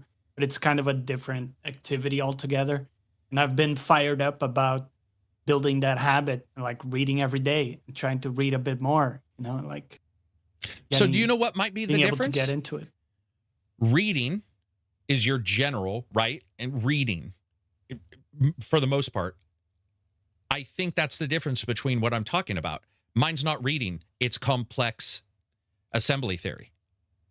It's the subject. Does that make sense? Yeah. So it's not the Right. block of activity. So it's not martial arts as a whole. It's this very specific one. It's Yeah. not So book it's more reading. of like a rabbit hole. Yeah, where- yeah. And I love it. Yeah. Like, you know me because I couldn't shut up about like assembly theory. When I started following Yeah. Sarah, I was like, wait, what the fuck is this? And it was like every podcast she had ever talked on for a quarter of a second. She could have passed wind in a podcast in 1986, and I would have listened to it just 3 times to fascinated. see if she had Yeah. some kind of secret message in it. Yeah, man. I don't know. Yeah. Yeah, reading's great, man. Total difference in how it all, like how it gets into your brain. Feels so good, like, to read, to sit down. Yeah, I think but you're right, that is kind of unique about you, because you Yeah, have we have- these just Like a you said, hard rabbit focus on a rabbit hole. And I think you're right. I think for me it's a bit more general, where I like podcasts, so I'll listen to kind of all over the place, not really that Oh, dude. narrowly Okay, this is true. focused on Yeah, the one thing. You Yeah. know what I mean? that is true, because I'll do Cool Worlds, only Cool Worlds. Yeah, it's like, okay, we're going deep. It's like, And then Sarah popped up. So Cool Worlds sometimes, but then it went to like her stuff. Yeah. Okay. Gotcha. Yeah.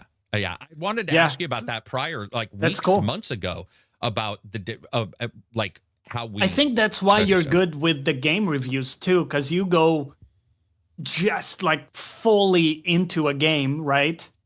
And then you've reviewed it, and now you're moving on to now the it's next moved one. on. Yeah. And you have Sucks the for DLC, same. though. Oh, dude, yeah, because you've moved on. I've moved on. But for me, it has this tail where I'm playing a game for a longer period. Also, because I have my job, so sometimes I don't have Yeah, for that sure. much time. So for me, it's kind of like a longer tail. And I also play, for example, League, which is compatible to a story game. So I might be playing 2 or 3 games at the same time. Right. And they kind of stretch over time. And my impression of you is like, dude, I am going ham Yeah. on this. I mean, it might be different because you also play stuff maybe in the Discord, or you do some Yeah, but no, I would say going multiplayer ham stuff. is definitely more my style. Go- You said rabbit going hole, ham. and I think that is for sure what I like. Once I look at something, dude, and Because I think the reviews take that intensity. If probably I hadn't was thought about playing, that. right? Because Yeah. if I was playing like I'm playing Outer Worlds now, where I jumped in and maybe a couple of days I didn't play, it's just not high intensity Right. Yeah. for me to be able to talk about it in a way, like in a powerful way. Do you ever feel like, well, we can move on from there and talk about this at the end, but it is interesting too, because I think that's why I like John Carmack, who has only made a couple games really when you look at the scheme of his entire career. But when he talks about tech, there's Yeah, it's something the about most in-depth thing you've ever Dude, heard. yeah, like that guy's a black hole. And you have to, Yeah. do you know what I love better than anything too, Johnny? Is where I'm fucking required to listen. I do not like tangential. So when like John Carmack is like, well, when we did mega textures, we first looked at the DXT buffer, and I'm like, oh yeah, here we go. I'm a oh shit, and I'm like I'm on some kind of roller coaster where I know a lot of people are like, okay, that's too in depth. I'm like, no, you don't understand. That is magic. Like when somebody like that who knows, I think that's why we both like competency porn. And maybe I dive in a little bit more on maybe whatever the competency is, and you're more interested in just like, wow, this guy's doing this thing. But we're both looking at it going like, that is ridiculously cool. Like there's something about that that's awesome. Yeah. Moving back to games though, sorry to get off on that tangent, but we were talking about prior to the podcast, we were talking about a coworker of his and moving on because somebody found something interesting. And I do feel like that might be missing a little bit as you get older. It's harder because you just don't have the time or whatever. And I've been lucky that before I got married, before I dated anybody, I was like, these D&D, certain things are like, this is going to be a spot that no one can get into. It's going to be like an envelope I open up and I hop inside and you won't be able to find me for a small amount of time because that's super important to me. So yeah, interesting. Moving on from there. So got myself by the way, didn't buy this, don't have the money. Got myself borrowed technically a 48 gig 4090, which is the modded memory expanded 4090, so that I could do AI with it. And nice. I was pretty shocked at how slick this purchase went. So my friend was going to buy it, and he's like, I don't have the PC yet. So do you want to borrow it for 2 weeks while I get the PC, which was the Strix, which unfortunately didn't work out so well. But anyway, I'm doing it with another PC. But he was like, hey, I'm going to get this from China. It's or I think it's a Chinese mod maker, but they do these 48 gig mods. Dude, it's insane to me, especially like with AI, but also with some games, how that extra texture size, like it shows the importance, man. It's like, obviously we all know that 8 to 12 is important. 12 to 24 is important. You have 30 on your 5090, you have 32? I believe so. I think you have 32. Yeah. So. But you do notice it. It's so surprising. That's where I'm actually excited for the consoles, because the consoles still are pretty VRAM constrained. So the idea of the new consoles coming out and seeing them with 32, 48, whatever we see, depending on how much they want to charge us for these sons of bitches, could be very exciting to see like how well they can do with it. But it's pretty cool, man. It's cool that somebody modded it. Like somebody's just like, I'm going to desolder everything, redo the PCB, redo all the stuff, fix the BIOS so that it works, and they're able to. Like hacking shit is crazy to me, especially physical hacks of a video card. That to me seems like master class. Because everything is already kind of dialed in the space available, in the heat generation, right? Everything.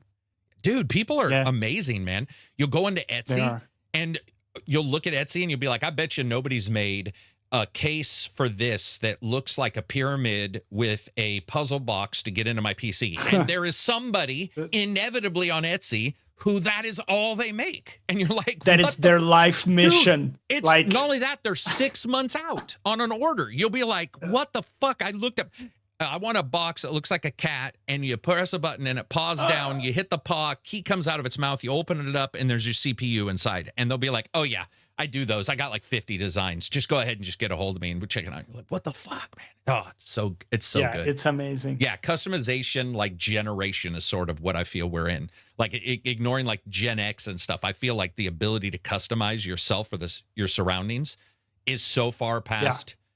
Dude, since the advent of 3D printing, and how people are able to use that now. Yeah. And it's like I told you, I showed you the metal case I got for the PC that I built. Yeah. Stuff like that is just like, holy shit, it doesn't need to look like a Dentech or whatever PC case. It's like, no, I can make it look like anything I want. You and I like DIY. The guy who like probably is going to die from one of his experiments, like, I'm going to put a PC in a lake. And you're all, I feel like that might not be the best. But he built that one PC that was in his little super thin table. And then he did the other PC where you charge shit by putting it on the table, which I still don't understand how he's not dead. But it's still quite a bit of watts going through there. Yeah, damn, that shit's awesome, man. Controllers are another Yeah. one. The controller shells that you can get now, so you don't have to go buy a controller for a ton of money. You can just get a Yeah. controller shell. Yeah, and some of these side brands that have gotten pretty good. Dude, We're talking so about true. Powerade. Yeah, Power. There's a few. Isn't that great, man? It's great because I don't know about you, but when I was growing up, there was maybe one or two like Creative or Razor, and they were super expensive, and you were sort of stuck with whatever shit ass form factor they made because they wanted to be different. And you're like, dude, different's one thing. Having my thumbs feel uncomfortable because you thought one should be on the back is a different thing. Nintendo, I'm talking to you, but yeah. Yeah, I don't know, man. It's pretty cool stuff to see the excellence that some people have with making shit and just be stunned every time you see it and be like, yeah, I have no skill whatsoever. I wish I had a skill that I could put to use and physically make something, but I just I can't do it. I don't even understand how. Did you also see that Sucker Punch had some surprise RT features? Digital Foundry did a video of this. I'm going to try to see that today. And then Chris Avalon in a Twitter said Avowed 2 is coming. Outer Worlds 3 is not planned. Now, people have called him on this yesterday and today because he said it on a tweet, and people are like, dude, that's sort of bad. It's sort of bad form because he basically, if it's true, he just leaked the company's plans. And he is in the industry. Not his. It's really not his surprise. Also, this is going to sound weird, but I think it's very possible that if somebody knows an Outer Worlds 3 isn't coming out, they may not be as in a rush to get Outer Worlds 2 if their hope is to jump into the story and experience the solar system and the world. I mean, that would happen to me. If somebody said, this is for sure not coming, I'd be like, okay, well, I'll get to it. I still want to play it, but maybe because the hope of something continuing it seems to be. So he has a second order effect of maybe discouraging people. Yeah, it was a weird tweet, but what did you think of that? Were you a fan of Avowed? Were you not a fan of Avowed? Yeah, I think Avowed has one of the most innovative magic systems in recent times. Yeah, the way it worked felt really good. The platforming also felt pretty good in the game. The story kind of lost me. I didn't really catch much of it. It was all a blurry dream. I didn't finish it, to be fair, but it kind of felt like a blurry dream. I mean, there was a lot of dreams, but the gameplay was because you got woke up. Yeah, the gameplay was great. Yeah, it was very bear centric.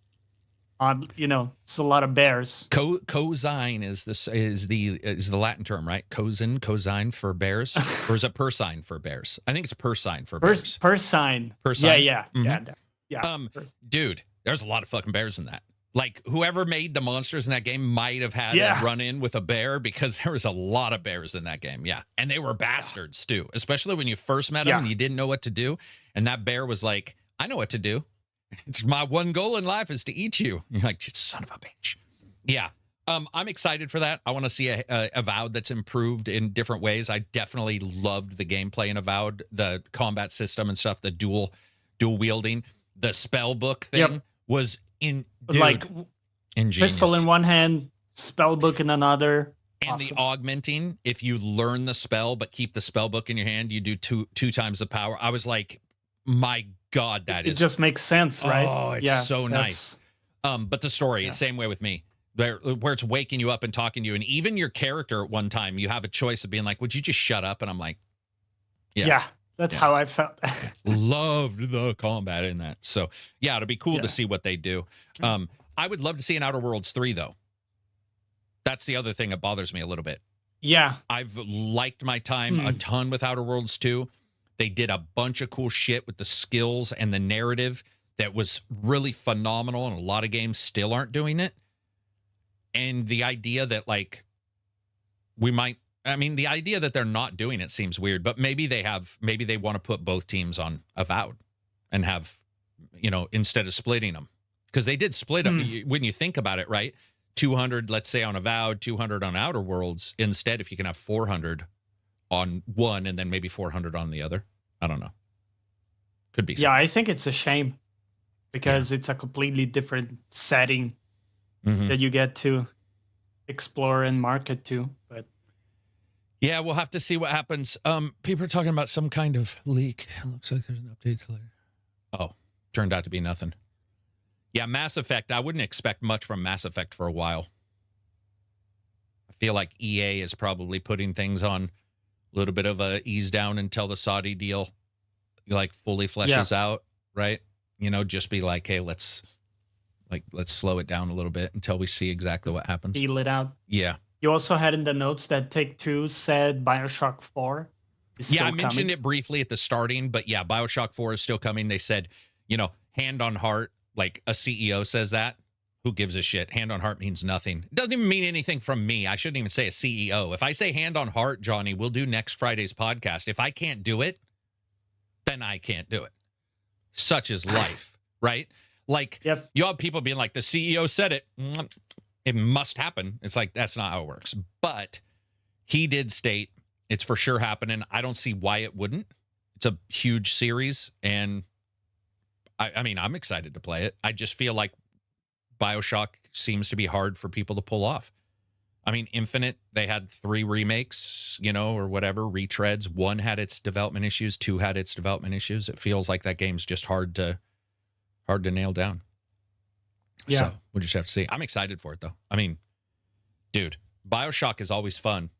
I just like the first person, you know, like new powers, weird world. I'm sort of a sucker for that kind of stuff, you know. Even Outer Worlds that 2 mix has of that feel. Old with high tech, weirdly high tech, but old. Yeah, love it. Yeah. Cool. How about this? Do you like it when a game has swords and guns, though? Because weird, right? It is kind of weird, man. So Warhammer does it, Avowed does it, many games do it. But I've always felt that one gets the short end of the stick. One of the two. Every time that, whether up close looks janky or feels janky, bow and arrow is an analog. It's not what I'm talking about. I'm not talking about a bow and arrow. That's an analog device. It's more towards the sword. I'm talking about doing this, killing you from 50 yards away. That's way different than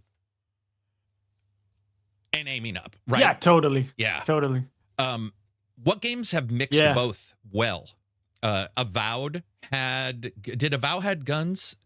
Sorry, not Avowed. It for sure had guns. Did Dishonored have guns? Do you remember? I didn't play Dishonored. I'm not sure. I think they did have guns though. For some reason, I thought Dishonored 2 had a gun. But I could be wrong. Dishonored 2 came out ages ago. Like it's been a long time to remember that. But I was trying to think of a game that did it well in first person. By the way, has to be first person. So like because I mean, Space Marine does it well because you take shots, but it makes sense that you don't just die because you're this Space Marine's third person though, isn't it? Yeah, you're right. Yeah. Oh, you see what I'm saying? Yeah. So that's what I'm talking about right now is the third versus the first is that I feel like, so I should have made it clear because I wasn't super clear to you. Third can somewhat do it. So maybe Darktide is a better example. Darktide would be a better example. Yeah. Yeah. Like where you have a hammer, or Outer Worlds is, by the way, why I'm bringing this up. Because Outer Worlds will have some characters with like almost a pseudo spell power or something that's instant, and then they'll have a gun, but then they'll have a hammer, and you're like, in the future, you don't see a lot of Marines go out into the field with their M4 and a fucking broadsword. So what happens in the future where a broadsword now magically becomes a thing? Sure, they have a knife. Everybody's got a knife. A knife is utility plus a deadly device. So I'm just trying to figure out, like, if there's been one. You are right. Darktide would be... Vermintide had the multi-shot crossbow, right? Or you could get the skill for the dwarf, which is like... I think you could get a skill for the dwarf. God, it's been ages. Yeah, Darktide did it pretty well, and it kind of made sense. Man. Cyberpunk? Yeah, I think John said Cyberpunk. What did Cyberpunk have? Did they have swords in Cyberpunk? They had swords. They had the claws. I remember that. You know, the cybernetic and augment. Then obviously knives. Okay. Yeah. I mean, that one felt a little weird when you brought a sword to a gunfight. Not only a gun, but Johnny, guns, grenades, miniguns, Yes. grenade launchers, RPGs, and you're like, ha. But admittedly, you have all this Oh, yeah, storytelling about the cybernetics and stuff Mhm. that allow you to, take damage and like shrug off different The things. fiction helped, right? So The fiction helped. Yeah, for sure. Yeah. It's a good one because Outer Worlds 2 doesn't necessarily have that fiction helping too much. No, it doesn't. I still feel like if you're choosing to go down the melee route, you are shooting yourself in the foot. I think you just would be more effective with a weapon, with a something that shoots. It's just a better option. Yeah. Just trying to think of how often Because it feels bad. It feels clunky too, Mhm. because you have to get up there in the grill of enemies. Yeah, and especially when an enemy is huge and they move a certain way and you're stuck on the cliff because your character's collision detection is bad or whatever. You're like, oh, come on. Help me And out. you don't have a gap closer. I think maybe No. that's what feels really bad about it too, is because you don't even have a dash in that game. You're now trying to gap close into enemies who are shooting at you. You don't really have like a shield or a way to parry projectiles. You have to now get into melee range while getting hit to then do damage. Yeah. That's why it kind of feels bad to me. But yeah, Cyberpunk had them. I'm glad you guys reminded me. I forgot. Of course, they had katanas. If a Cyberpunk game didn't have katanas, and they the had world good would gap light on closers. Mhm. Because you had the mobility, cybernetics, absolutely. jumping, blah, But blah, they blah. had like blur So that or works. blink or something. I remember just like, Yes. Yeah. So maybe that's part of it. Why it makes sense, right? Yeah. Because if someone has a gun, they have the ranged advantage. But if you can get into their melee range very easily, then now you have the advantage. Yeah, especially because you hit them with a sword, it's over. Yeah, you know, if their arm is no longer holding a weapon it's because over. it is no longer connected to their body. Yeah, that's awesome stuff. Yeah, I just wanted to see what if that how many of those had felt good. And then also Take-Two boss confident in Mafia franchise after the Old Country performed well ahead of expectations. So admittedly, I don't spend a lot of times tracking the numbers on that game. I thought it didn't do great day one, which might have indicated that first week didn't do great. But regardless, the price helped that game, because I don't know if you remember, that game was like $39. Mafia was like 39 or 49. Yeah. And well ahead of expectations.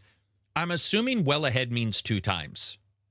That's my guess, is that well ahead means at least 2 times, whatever they. By the way, he didn't say 2 times as much as cost, just so everybody knows. He said 2 times as well as expected. If they had expected that game to do poorly, then 2 times as well as expected wouldn't mean as much. But here, it obviously did well, because he said not only did it do better than expected, or well better than expected, but also that they have plans to continue the franchise in some way. So I'm excited for that. I like Mafia games. Even not just Mafia. I like games based in the Mafia. I think those are fun. Oh, yeah, dude. We've had so many great ones. Yeah, for sure. I mean, and the thing is like, it's not an undone time, but it's done a lot. But a lot of them are like RTS, because it's about like putting together or maybe not RTS, sorry, but like a strategy, because it's not always about like the guy on the ground. It's about putting together your empire. So whenever you get a game like Mafia, which is about that character in the Mafia, I enjoy those a great deal, even if, they're pretty janky or they're Alekine's gun. One of those two. Huh. What else do we got? We got anything? We got any questions in the Discordian? Let's see. We do have some questions, and we also have some topics. Other topics in there. What do you want to jump to? A few other topics, or maybe let's do some questions, and then we'll go to topics. Let's do a couple questions. So Straven asked, how successful has the Arc Raiders launch been compared to games like Helldivers 2 or Space Marines 2? I might just have missed it, but I didn't know anything about the game until right when it released, and now it seems pretty huge.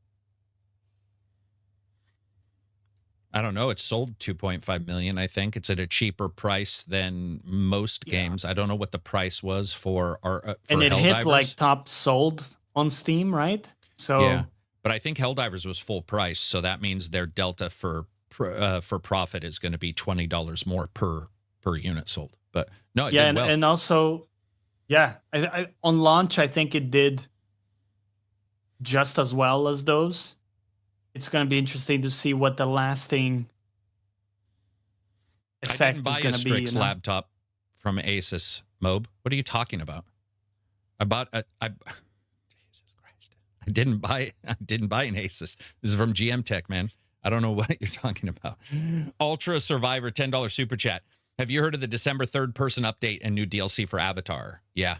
Yeah, so this, by the way, anybody who has not got a chance to check this out, I would say you absolutely should leap in and check out Avatar. I think Avatar is sort of a not necessarily like celebrated game, but it looks really a bit good. Slept on. It's a bit slept on. It looked really good. It's fun, and I know some people just have a third person, first person bias, and now you've got both person. You have two person bias. You can jump in as two people. So you just leap in there and play it the way you want. I thought it was pretty fun. It's Avatar, which boy could I not care less as a game world. But oh, hey, that's interesting. VR mode would certainly entice. Oh, he's talking to somebody else. I thought he meant VR mode for Avatar. I would puke. That game has a lot of platforming and a lot of like looking around. Can you imagine that in VR? A lot of jumping. Yeah, I would still probably play it at least once, but yeah. Yeah, Avatar, happy to see him do it, man. I mean, have you played Avatar? Oh, yeah. Yeah. Okay, I thought you had, but I thought it also might have been. Yeah, I've played a fair bit of it. I liked that jungle was amazing, dude, and some of the stealth was pretty fun in the game. And it is enjoyable to pop somebody's cork and pull them out of the mech. You know, kill the humans in the mechs and stuff. It was cool fun. Because you died very quickly too. Yes. So you actually did have to. I mean, yeah, you could get pretty strong as you leveled up and stuff, so you could man fight a bit more. But yeah. Definitely had to be smart about it. Yeah, I liked it overall. I think they've done some cool patches to balance it. I didn't really have too many issues with balance. I think you must have played it pretty close to its release as well, Johnny. I don't know if you had any. Yeah, but I didn't really. No. I know some people complained complained it was too hard, but I didn't. Some sections were tough. They were tough. Yeah. Yeah, but I thought it was pretty well balanced.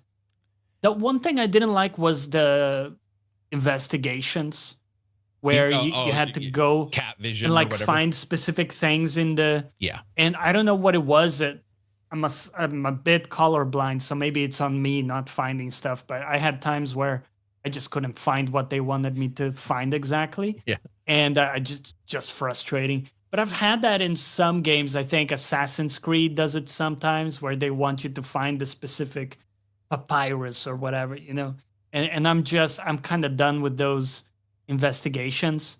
I prefer how, for example, Batman Arkham did the investigations. Yeah. I thought those were better. That was great. You know, so I preferred that. I would like to see that more, but that's nothing kind worse. Of a small nitpick. Nothing worse than a detective game, Johnny, where some item is on a shelf and for whatever reason it doesn't light up or it looks like every other item and you're walking around inside of a small fucking office for like 45 minutes looking at everything like you're just fingering and fondling everything with your greasy nublins and you're like and then you find it and you're like, I know I have fondled that thing 37 times and it has never given me the button to interact with that piece of shit. Dude. And then here's what's weird. You're playing Sherlock, let's say, in a game. I'm not talking about the Sherlock games, but you're supposedly this amazing detective.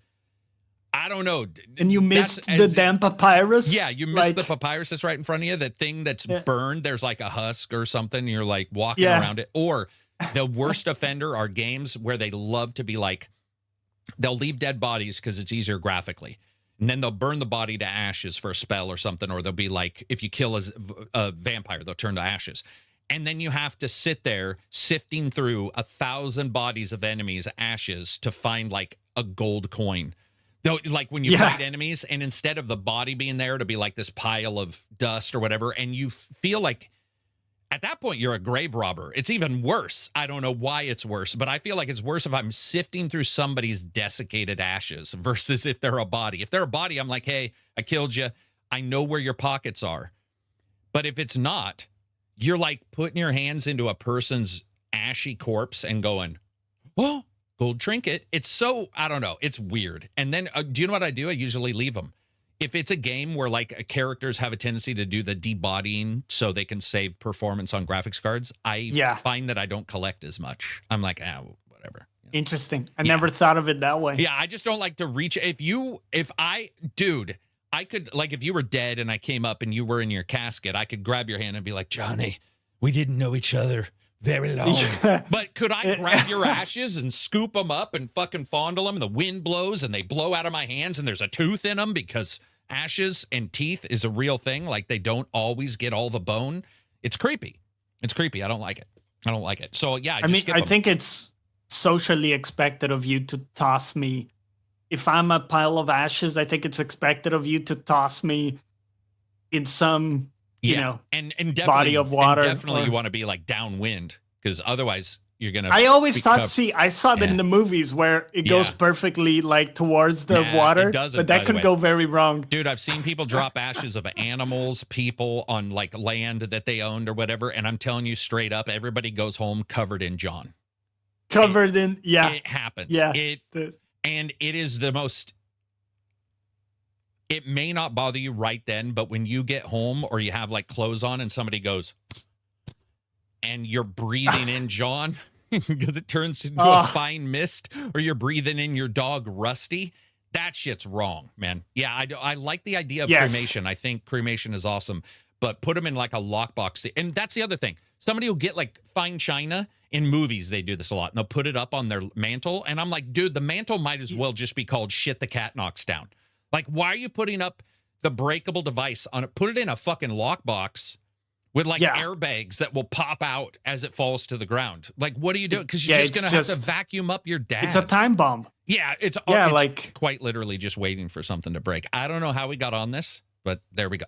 Oh yeah, because of the bodies in the ground. Okay, there we go. Big Lebowski. And they're always placed in those like high up, narrow.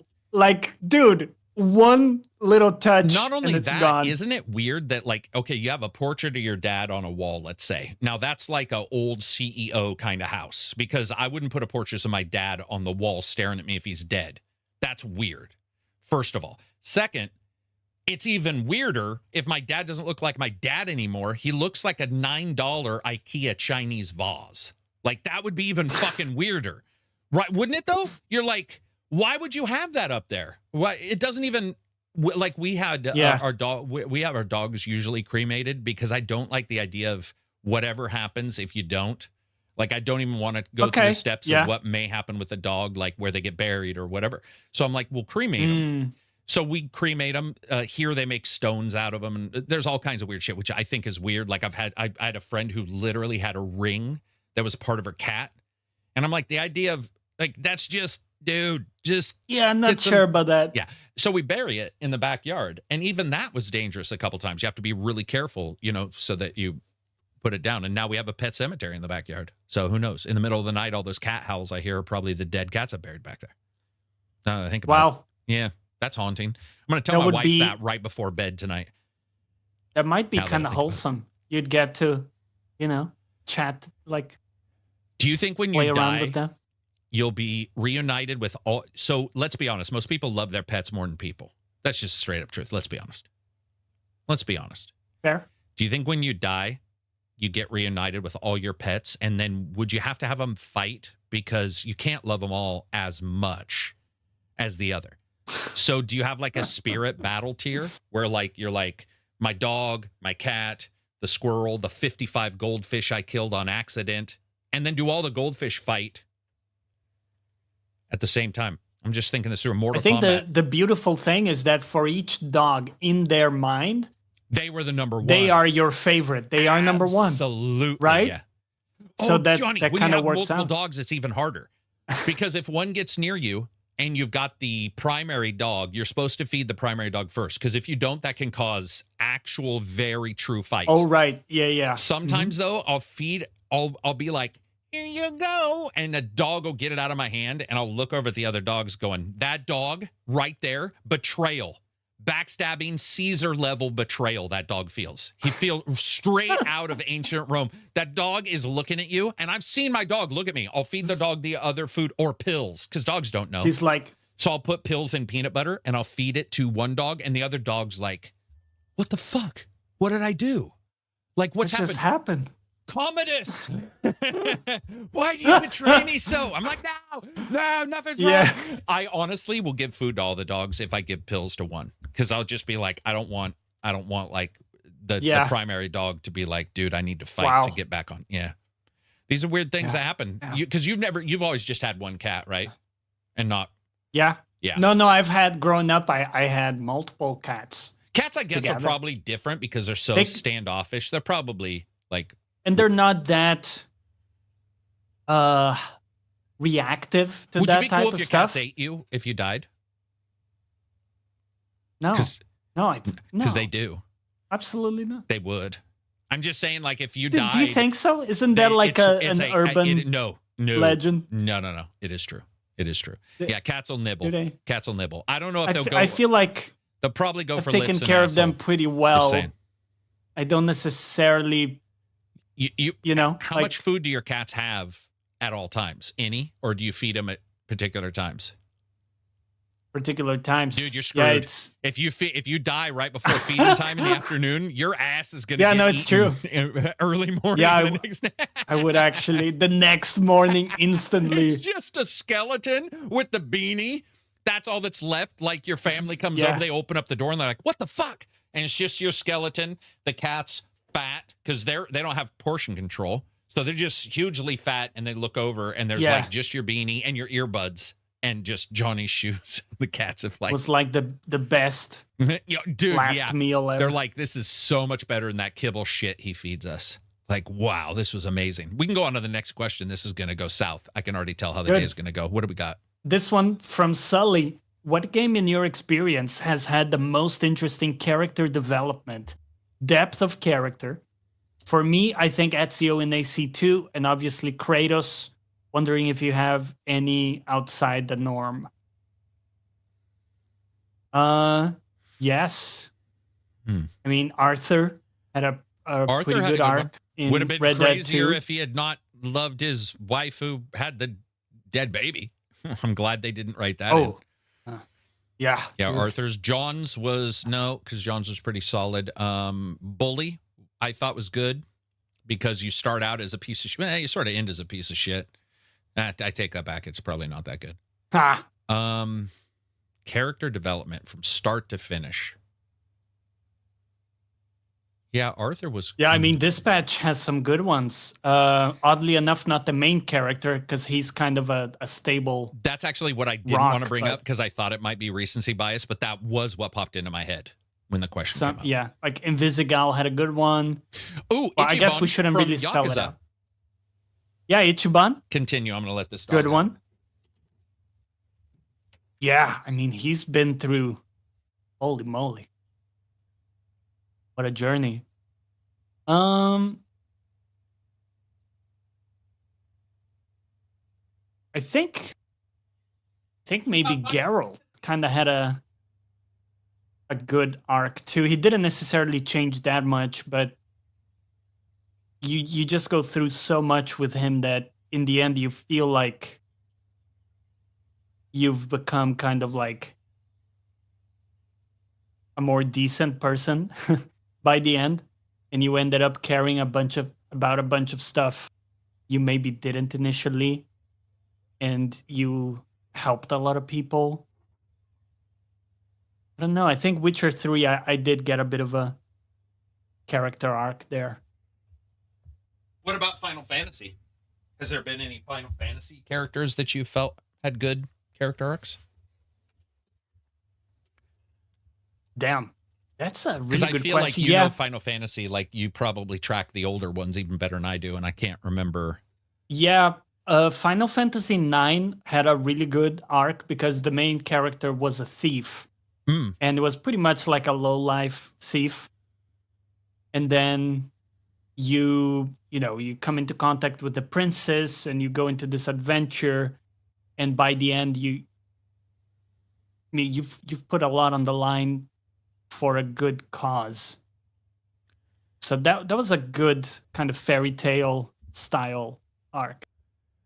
Dude, arcs are pretty tough too because like it depends on how you play the game, or if you play the game as Yeah. a bad guy, even though the character's a good guy, it can be quite disconcerting when you win the game and like you're like let's say that it has you be the good guy and you're like, man, I was a shit on the way up here, so it ruins the idea of a character arc because the player Sure. is playing the game differently than you know the What game. did you think of Cloud in Final Fantasy VII remake? I didn't feel because he starts up like not giving a shit about stuff. Oh, true. I would say I haven't felt that it was like it was that. So to me, a character arc is probably beyond just a person realizing shit's hit the fan, which I sort of feel like he is, versus a character arc where the person learns a lesson, or is completely anti whatever they were at the starting. So, but I didn't mind it. Actually, I didn't mind the new. I thought both were actually really good. Final Fantasy and Final Fantasy. What is it? Yeah. What's the second one? What's the second of the Final Fantasy remakes called? Rebirth. Rebirth. Yeah. Yeah. No, I thought they were good. Yeah. I guess I didn't take a ton of character. Like a takeaway or something from it. So can I mean, say the he reverse definitely of it? cares about people later compared to it starting. Okay, that's true. I would say one that goes the opposite. Maybe not doesn't go the opposite. Maybe it's more of a surprise. And I don't think you've played this all the way through, but L.A. Noire. Without spoiling the end of L.A. Noire, that is definitely not the way I think most gamers expected that game to end. It's got a lot of heat. The original L.A. Noire? The I LA did Noire, beat yeah, that. Yeah. Do you know what happened? Do you remember? Because I know it's okay. Yeah, I think so. That yeah, one got a lot of heat for how that character turned out to be versus the way he was portrayed versus the way you played him versus the way the ending happened. So if the character arc's written like this and the main story beats are like that, but the player plays it like this or plays it centerline, then when you get to the end, it can feel really disconnected. And I think that was one of the biggest complaints I saw from L.A. Noire in particular. Let's see. John was pretty much the same. Arthur had somewhat of one. I mean, Arthur's was weird, dude.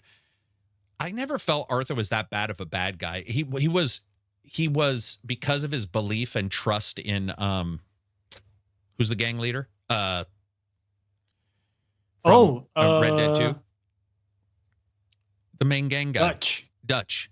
Because of his belief in Dutch and the shit, he did some pretty heinous shit. But by the end, yeah, I don't know, man. I don't know. Red Dead's so weird because I played that game the way I wanted to play it, which wasn't exactly how the plot, fit.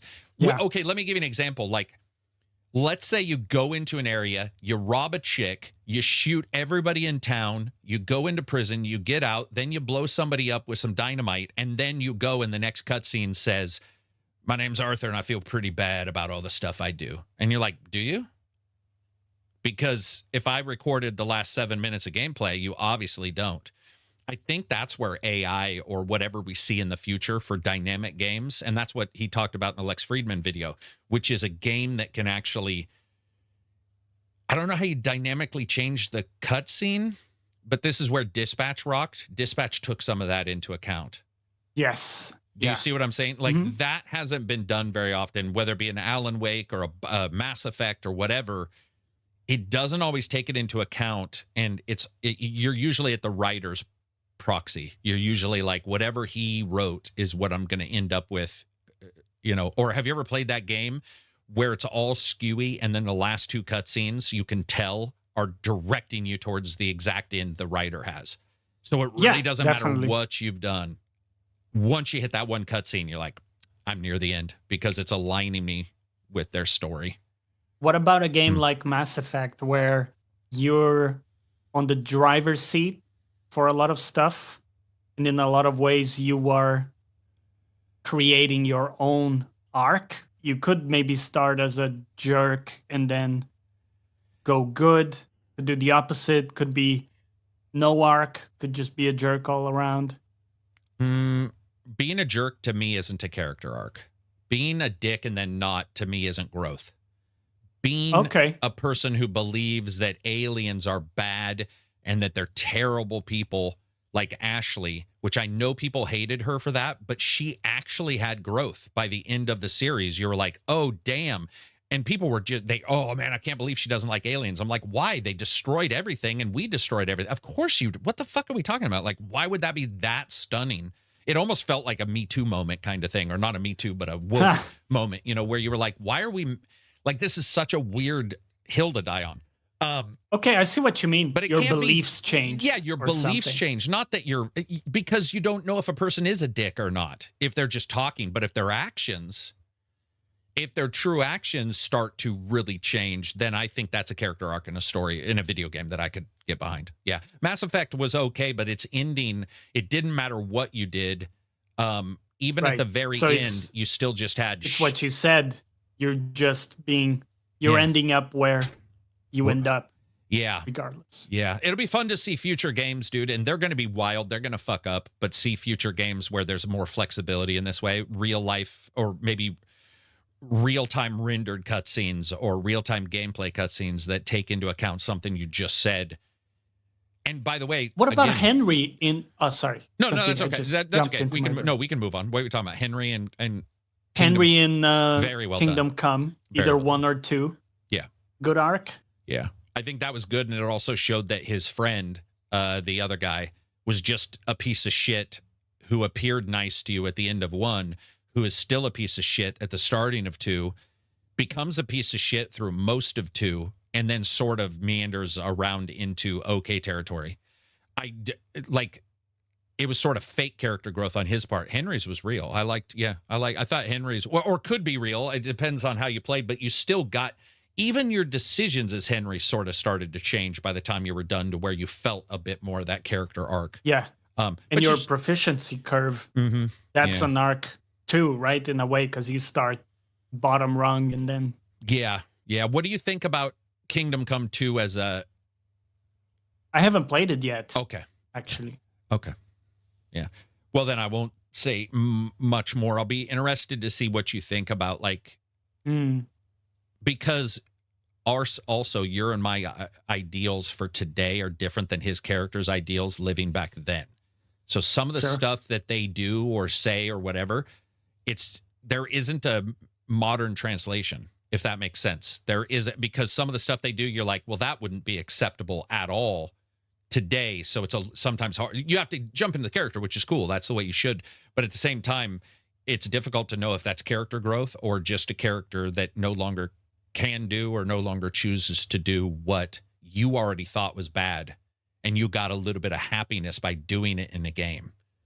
Like, I wonder how many people have ever played a game. I have a friend who did this. I don't know if you've ever done this, Johnny. I had a friend who was playing a shooter game, and about a quarter of the way through, I was watching him play, and I noticed he had switched to silent takedowns. So I was like, why'd you do that? And he said, it is actually bothering me, the violence in this game, and the way it looks and how brutally up close it is. It was starting to become distasteful, so I switched to knockouts. That, to me, is awesome. Regardless if I believe or agree with that thought process, I remember sitting right next to him, watching, and I noticed. I mean, like, it was like full in your face, shooting people, stabbing people, blah, blah, blah. And then all of a sudden, about 4th or 5th level in, it was like it switched.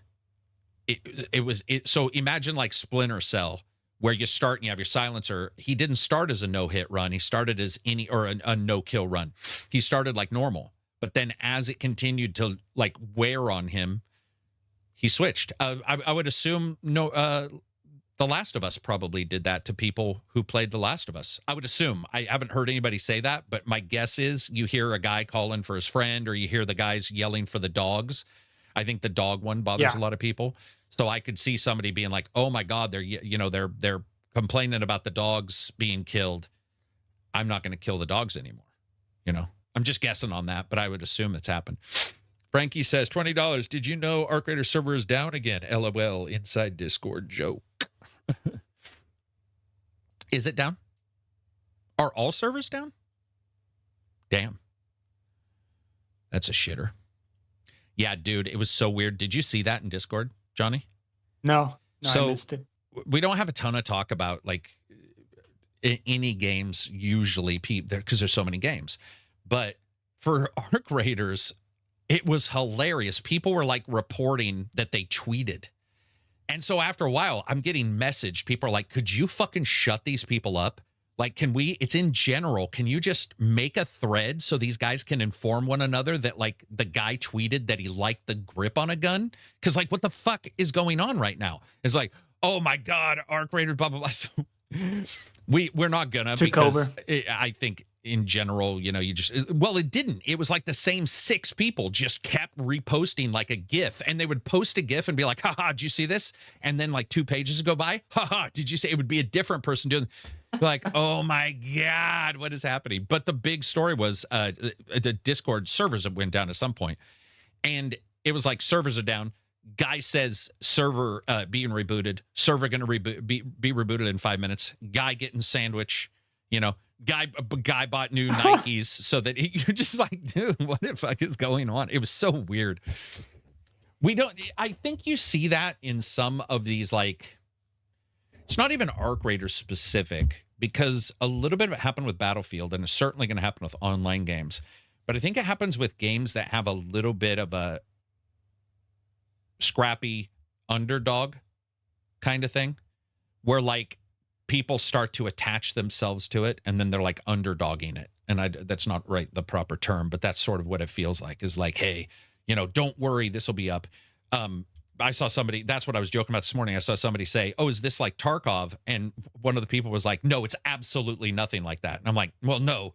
I mean, there's guns, there's running around, there's time limits, it's like, to say it's absolutely nothing like it seems a little bit of a, you know, but it's sort of, that's the discussion around these games. It feels like in particular it happens around games that like are a little on the underdog. I think Arc Raiders, for some reason, people felt it was the underdog. I never did. I always felt like it was actually sort of bloviated in some way. Like maybe that was just our server, but yeah. People get very protective of their game. You know, you see it as well in MOBAs, like whether you play League or Dota, whenever there's a discussion of, I guess I'm lucky. I haven't one seen that, or but another. Absy used to Yeah, tell me people about get very League and Dota. defensive of Yeah. their game. Yeah. Yeah. I'm just glad sure. the thing is it's like, dude, there's just good games. Be fucking happy there's good games. I mean, Jesus Christ, you know. But lucky it doesn't happen in our, I mean, I think it happens on the internet more than it does in our server, just because you have specific people in there who are like, you know, we don't need to do it. But again, the reason why I didn't move it is because I do like that. It's just seeing the same repeated shit. And then you have a rule. So, and we've banned Necro for small periods of time for reposting the same news. And I got a DM from a mod going, listen, I don't know what to do, but Battlefield 6 started this. They were like, these people are posting the same shit like 40 times. Do you ban them for that? I'm like, no, I'll say something. I said something within seconds. Same thing. Oh, yeah, no rest for the wicked. That was the other one. Dude, I don't know what was going on with that game, but No Rest for the Wicked had like the 4 most vocal fans in our Discord I've ever seen. And I was just sitting there going like, guys, what the fuck? But again, very cool that a game is doing well. That is the exciting part. Are you going to play Arc Raiders? I did. I played a fair bit over the weekend. What'd you think? Well, if you played a fair bit, you must have liked it somewhat. Yeah, I would say I didn't play enough to get into the loop fully.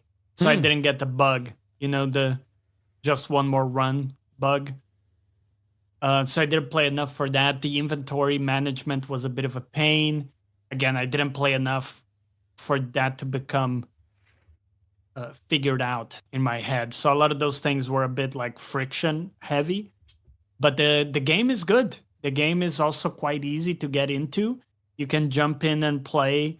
Doesn't feel that punishing.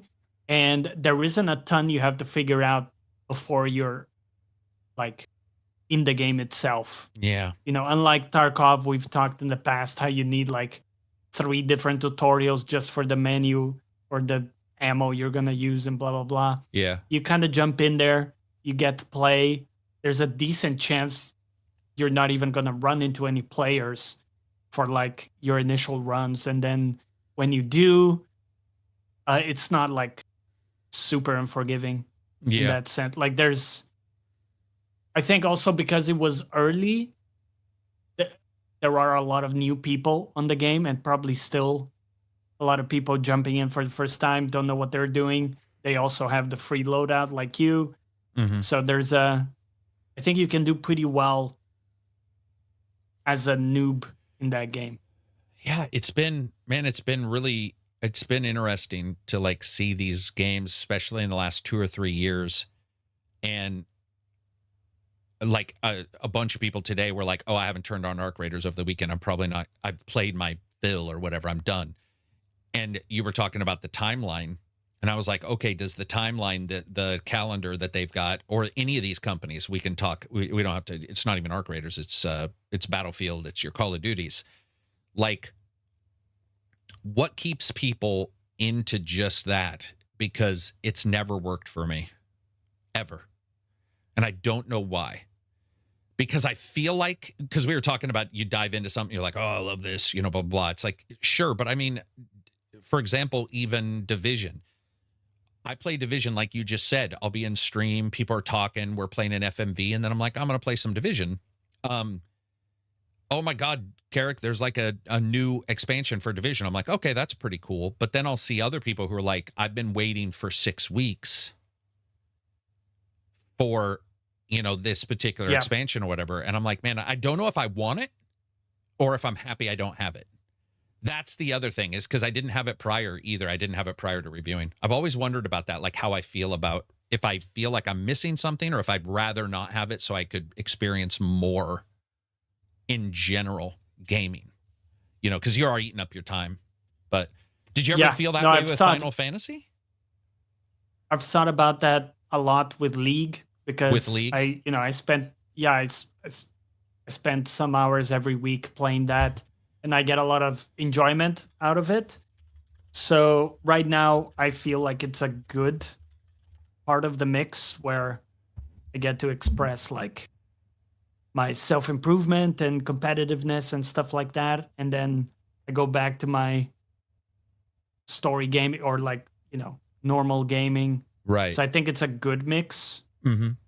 But yeah, I do think about I could play a lot more games if I didn't play League. But I actually view League as separate from gaming, because it's almost like its own craft that happens to be on a computer. Yeah. Gotcha. Okay. Yeah. I'm not laughing at you. I haven't heard anybody explain it that way, but I sort of understand. Yeah. I think I understand. I know like people scoff at the esports thing because like it's not a sport. Right. But I kind of view it like a sport, or a discipline, maybe, if you want to say it like that. For sure. No, it is. It is. Yeah. Especially the way I approach it, which is very much like just focusing on my own performance, looking to improve, self-improvement stuff. It's kind of a journey on its own. So I view it as a separate thing. But yeah, I get it. I think for you, maybe that is what the game is, Division. It's that kind of off-tempo thing you can return to without much commitment. Yeah, without much commitment's definitely a thing. Niche Space Cowboy, $5. Niche Space Cowboy, $5 super chat. Been listening for a while. Glad to finally catch you live. Thanks for keeping me entertained while I do chores. No worries.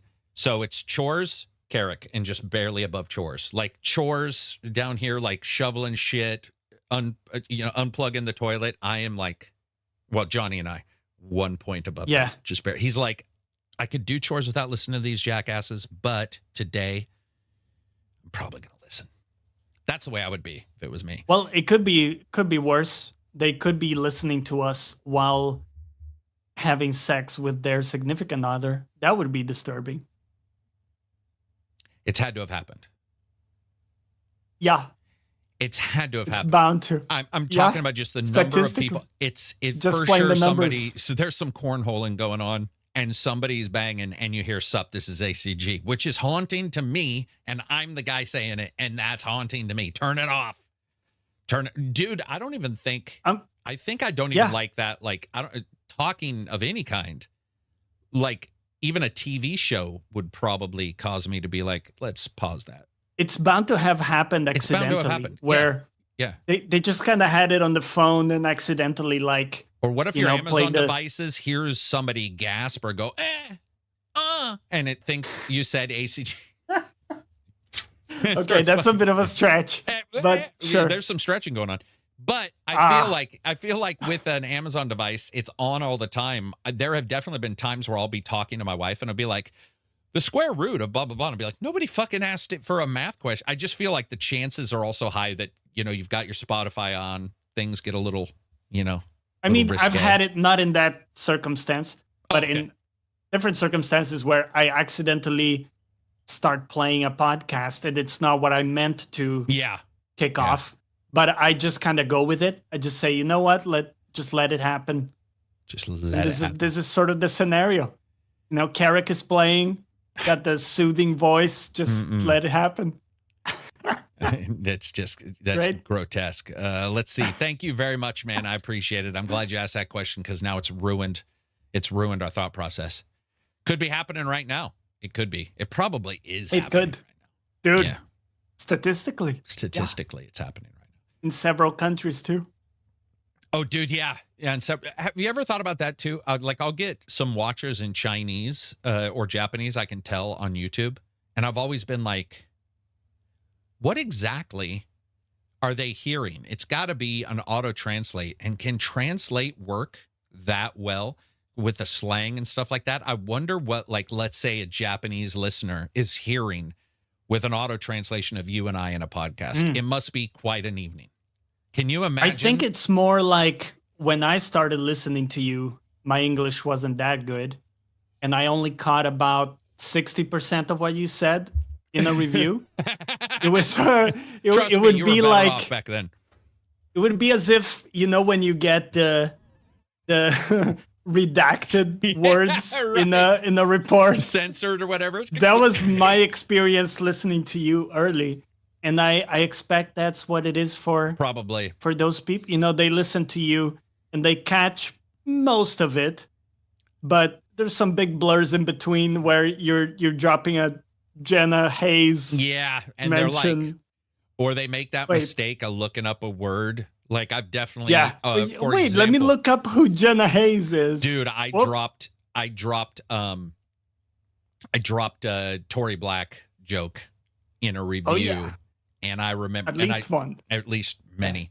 And not only that happened, but then I dropped a Peter North joke, and Peter North is an old porn star, right? He's not even in porn anymore. Right. But when you were growing up in my age in high school, you would hear his name, because at the time there's usually only one or two like male, and you would hear like big names or whatever. Big names, and I did have a couple people DM me and say, I just looked up Peter North at work. And I was like, "Oh, yeah, hey, that's man, a big mistake. Got it. That's a big mistake. That's on you. That's not on me. Good learning. You know, that's what I say. Oh, it was doom. It was doom, because I said Peter North facialing power-ups across like dead carcasses. I don't know what I said, but it definitely had to do with the explosions. And it was me. And I had people actually contact me and be like, well, nobody was mad, but I think people were frustrated and that'll happen with a word. I'll use a word in a review, and listen, it's very weird that you would assume everybody knows every English word and every other person knows every other English word, you know. So I'll be talking about something, and for a word like you or I will drop, it won't be that surprising. When you first started the podcast, there were certain words where you'd be like, what does that mean? You would learn the word, because you were like, I want to learn. These people will be generically mad that a word has passed by their IQ. They will be like furious that a random, I'm like, it's dude, like, oh, you think you better than me using it's these like, big no, words, I mean, man. I'm better than you in this one word, apparently, but like, it's so weird. Vapor says, Sasha Gray, I've heard you mention a few times Carrick, and she has her own gaming channel. I know, she's contacted me for helping me when I had issues with demonetization. She's very nice. Yeah, and I've dropped a number. Anyway, yeah, I've dropped a number of comments. I started laughing when I said I've dropped a number, and I just realized, it's okay, whatever. Oregon said something about the Discord. I don't know. What did you say? he said something about, fuck, I can't find it anymore. I don't know. He said something. Oh, I think he said he left the Discord because he doesn't have time or something. Like, what the fuck you don't have time? Dude, you're in here right now. What do you mean you don't have time? True. Anyway, what were you saying? You literally have time. You literally have time. Speaking of... Sorry, Parks and Okay, Rec. good one. Yeah, good one. Go ahead. Speaking of pie, right? Yeah.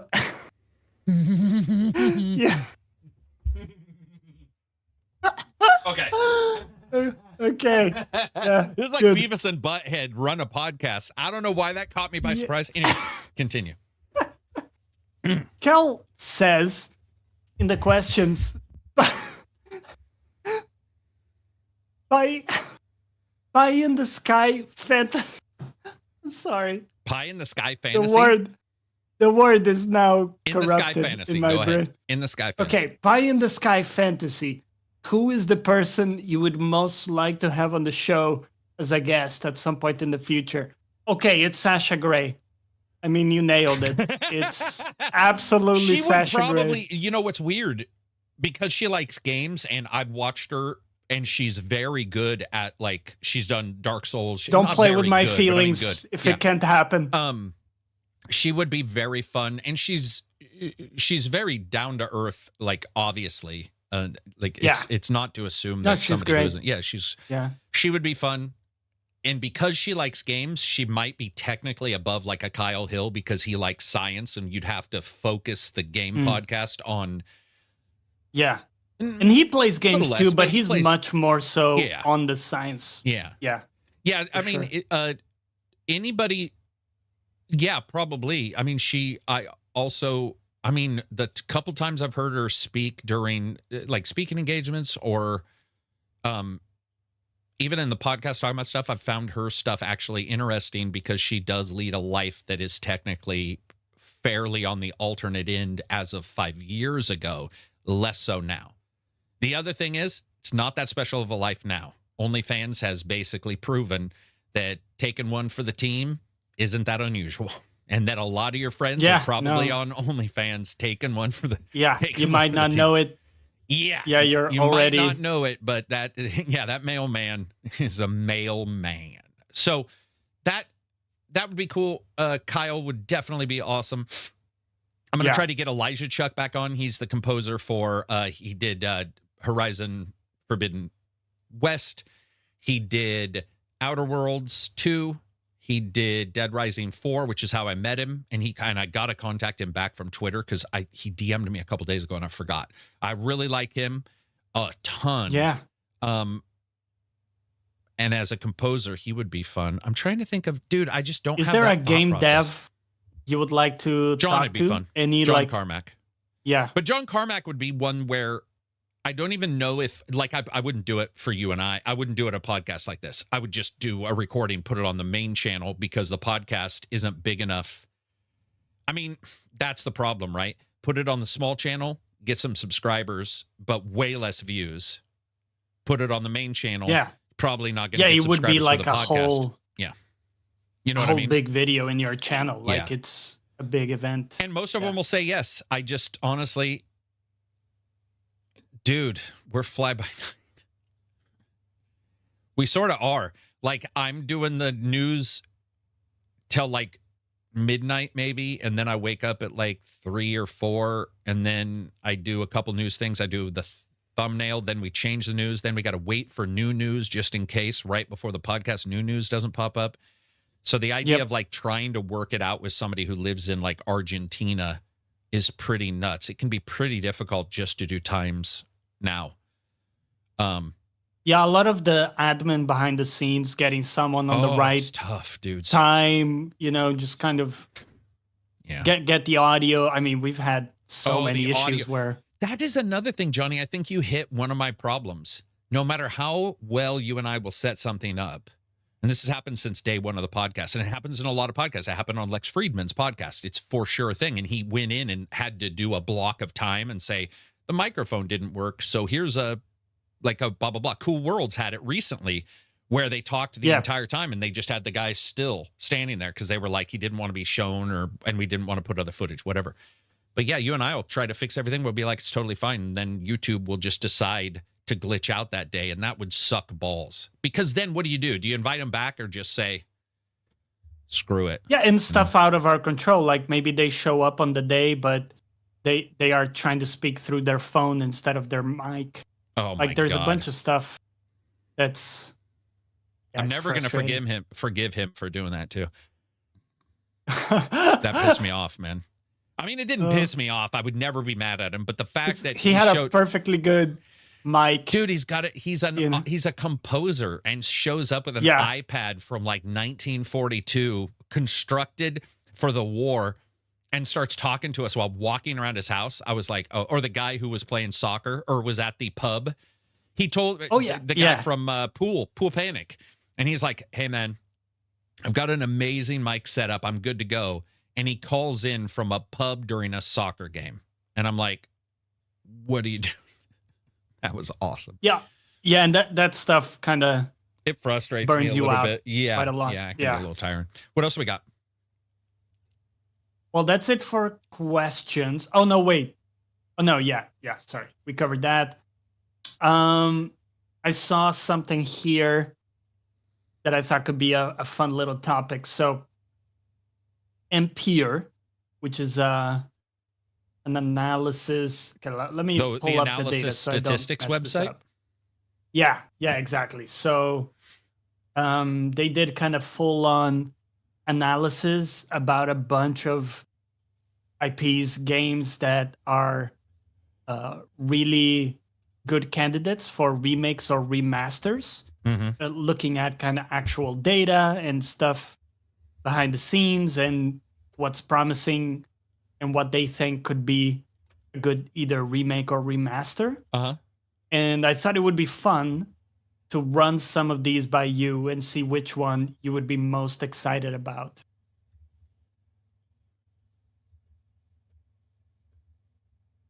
Go for it. I do want to point out that I bitched about this in exact, what do you call it, yesterday, a shit ton. You hate it. So here's the problem with that list. It's quite literally just, here are the most popular games without an announcement of a sequel or remaster. Look at the games on that list. Yeah. So I can definitely go with what you said, which is which ones excite us on that list the most. But that list was terrifyingly bad as a list. That's the problem. Okay. So let's it's just kind of like, what's the most exciting on the list of games we know will be on this fucking list? Okay, so right. So for remakes, so this would be like a full-on remake. Okay. We got Assassin's Creed, Chrono Trigger, The Legend of Zelda: A Link to the Past, Fallout, Rayman Origins, Resident Evil 5, or Uncharted: Drake's Fortune.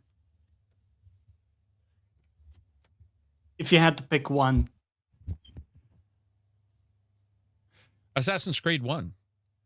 For sure. Assassin's Creed. The very Creed, first one? Yeah, because it's the very first one, and what looked cool back then ain't so fucking cool now.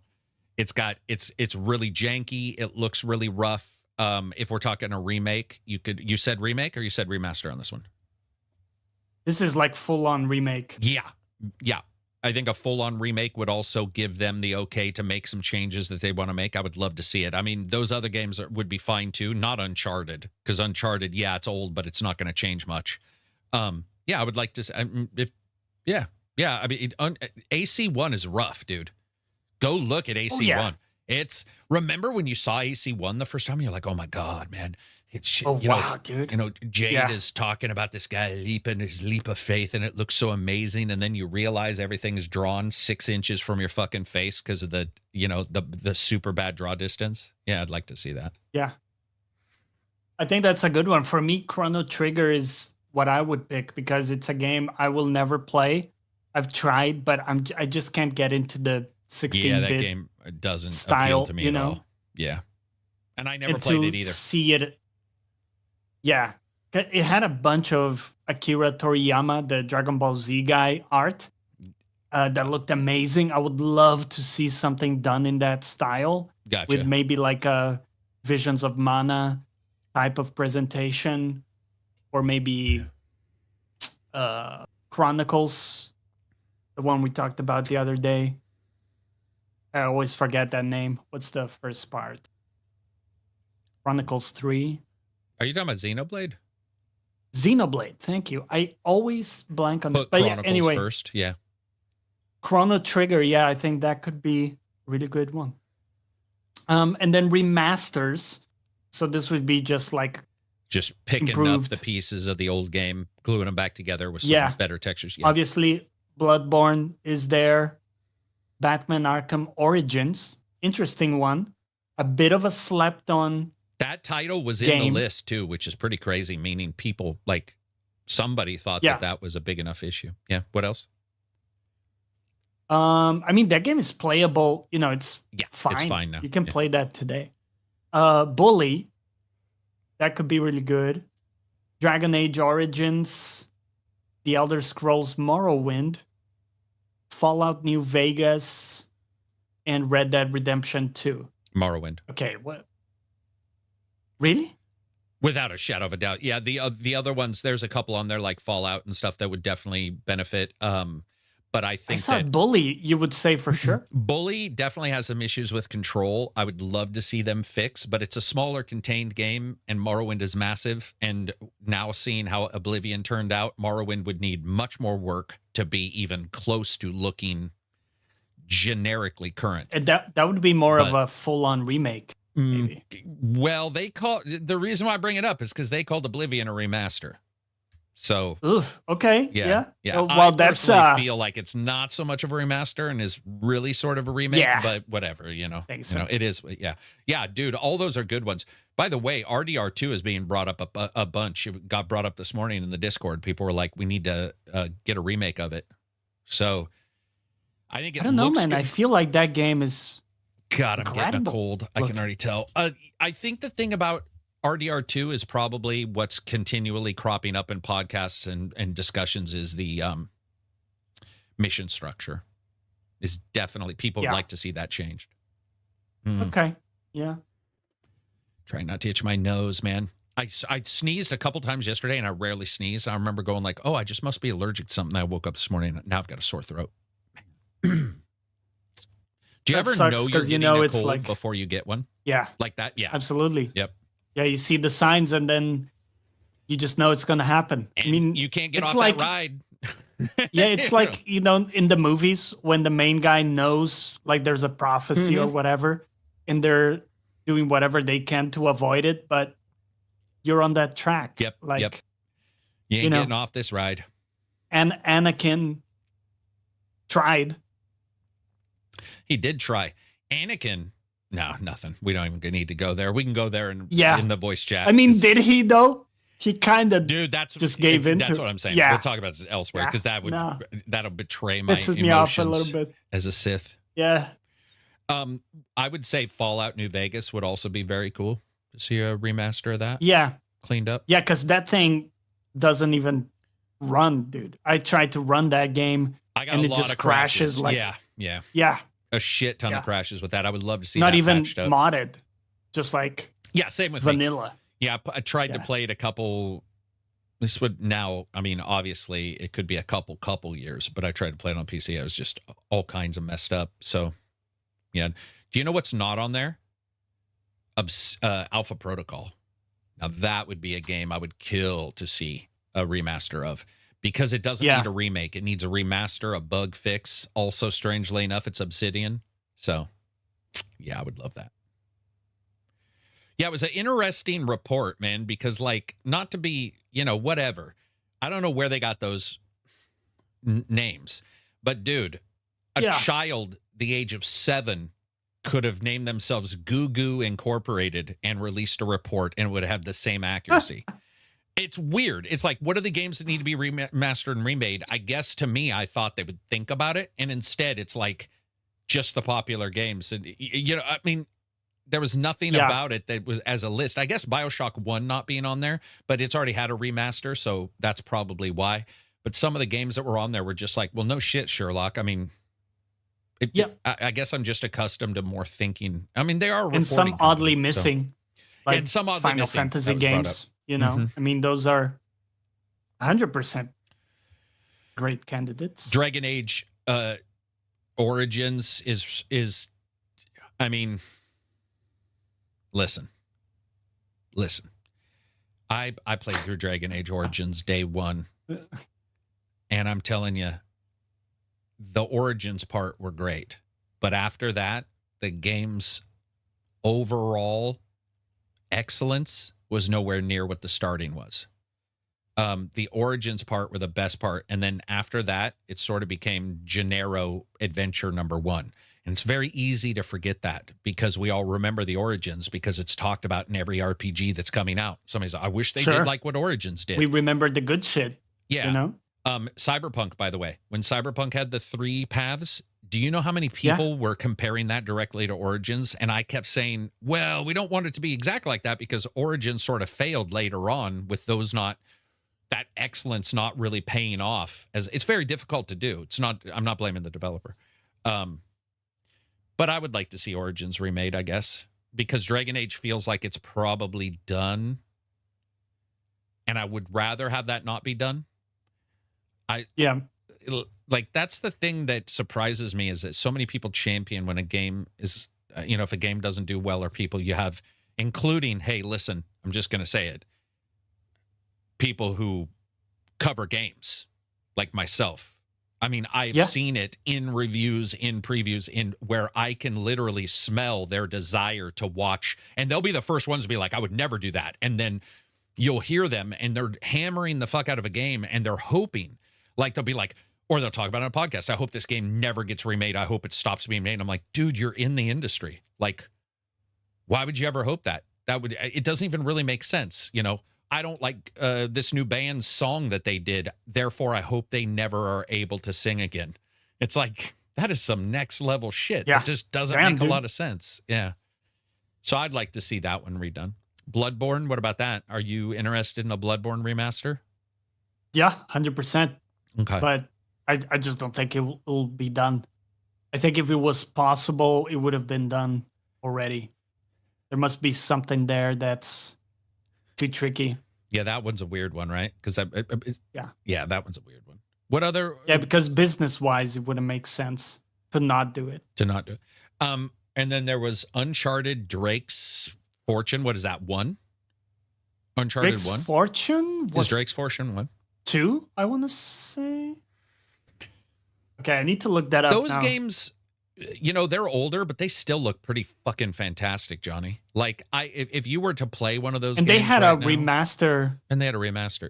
They had like yeah, they did. The 3-in-1. Mm-hmm. Yeah, they did. They did. Well, so did Batman, except Origins wasn't in it, you sons of bitches. So, that is actually the first. Yeah, Drake's Fortune is the first Uncharted game. Yeah. Man, pisses me off. Yeah, people are asking what the Substack is. Basically, what that is it's a place where I write some articles about different things in gaming that's sort of separate from everything else. Discord, they see it and hear it already, and I sort of put my thoughts, and it's been pretty popular. People have liked it. You can subscribe there as well if you want to. Or I think you can subscribe with money there too. I can't remember. I think they have. You can, paid. yeah. Do they have? So they have free and paid subscribers there. I do a couple that are like locked behind, but then I release them later. I'll leave a link in chat here if people want. They're pretty fun to do. Check it out, dude. Substack has been enjoyable because written is very different. As a medium, but it's also different than the website. It's just easier as a Substack, as a blog, than website. Easier to post there. Yeah, dude. The SEO for a fucking website sucks, man. Like, there's a reason why a lot of people have an entire different group handling like SEO alone, where it's one guy's job to make sure that your thing you wrote suddenly magically shows up with everything else. It's just. And I kind of feel like websites are a little bit dead. Like, people don't want to go to a website in a weird way. They prefer to go to this curated feed, whether it's Substack, whatever they use. Yep. It's just a better go-to. Or an aggregate, like an aggregator. Aggregator, whether ChatGPT, I use I know Reader, and then I used to use the other one. I can't remember, Feed. I used to pimp that one, but I dropped that one just because there was just so many. Robert says Peter North was married for 5 years. Fun fact. Yep. People can get married and work in porn. Ask Rocco. Rocco's been married for like 26 years. 5 years is a quick one. I've had stuff last more than 5, like... Dude, my car battery lasts longer than 5 fucking years. Yeah. Yeah. Lasts longer than 5 that years. burned fast. Dude, getting married, though, man. It's like, let's say you're a traveling salesman. You got to talk for a while to your wife and be like, listen, this is my life. Yeah. You're a NASCAR race driver. You got to say, listen, this is my life. I play video games for a living. You got to say, listen, this is my life. I am out there shooting loads into hot chicks all the time, and they're servicing me sexually. You got to talk to the person who's going to be your wife. All those jobs require it, but that one is well beyond all the others. Like I mean, that shit, dude, can you imagine having that discussion with somebody? I mean, obviously OnlyFans has changed the entire way the world works, but that'd be a tough discussion to have with somebody. Be like, let's say you met somebody at a fucking mall or something. You end up liking them, but that's what you do. Imagine the nervousness you'd have if you were like, man, I like that. And, I guess you'd have to be addicted to sex or not have any skills to continue doing it if you really love somebody. I don't know. Be an interesting discussion to have with somebody is like, why choose to be married? Some people are cool with that, but you would need to find someone. Can I ask you a question? Like a really good match. Do you want a spouse who'd be cool with it? I don't. But then again, it's just there's always someone in the market for. Yeah. There's always some. Like some people some people like seafood on pizza. Think about that for a moment. There's always someone on the market. Yeah. Hiroshima and Nagasaki. Seafood on pizza. Seafood on pizza. Yeah, comparable. And right there is the dude licking his fingers sound. Dude, seafood on pizza is so gross. Right down there. I was eating chicken a couple days ago, and my wife had some seafood, and it got near the chicken. And I don't know if it was a transfer of atoms across the room or if I set it down on a cutting board and it had just a little bit, but I grabbed that and I took a big old bite of that crispy chicken nugget, and it was like a crispy shrimp nugget or whatever. Man, it's like, the ship of Theseus thing where like you change one you change atom one thing at a time, and then it becomes the other. Completely something else. Yeah. It had turned into the fish. Dude, it was so bad because I bit into that. And I remember, have you ever done this where you drink water and you think it's Sprite? Or you drink Sprite and think it's water, and 100%. Your brain loses its expectations are how humans get through every single thing in life. So when you drink a Sprite and you think it's water, your actual every sense is it is looking, going, this is what I expect.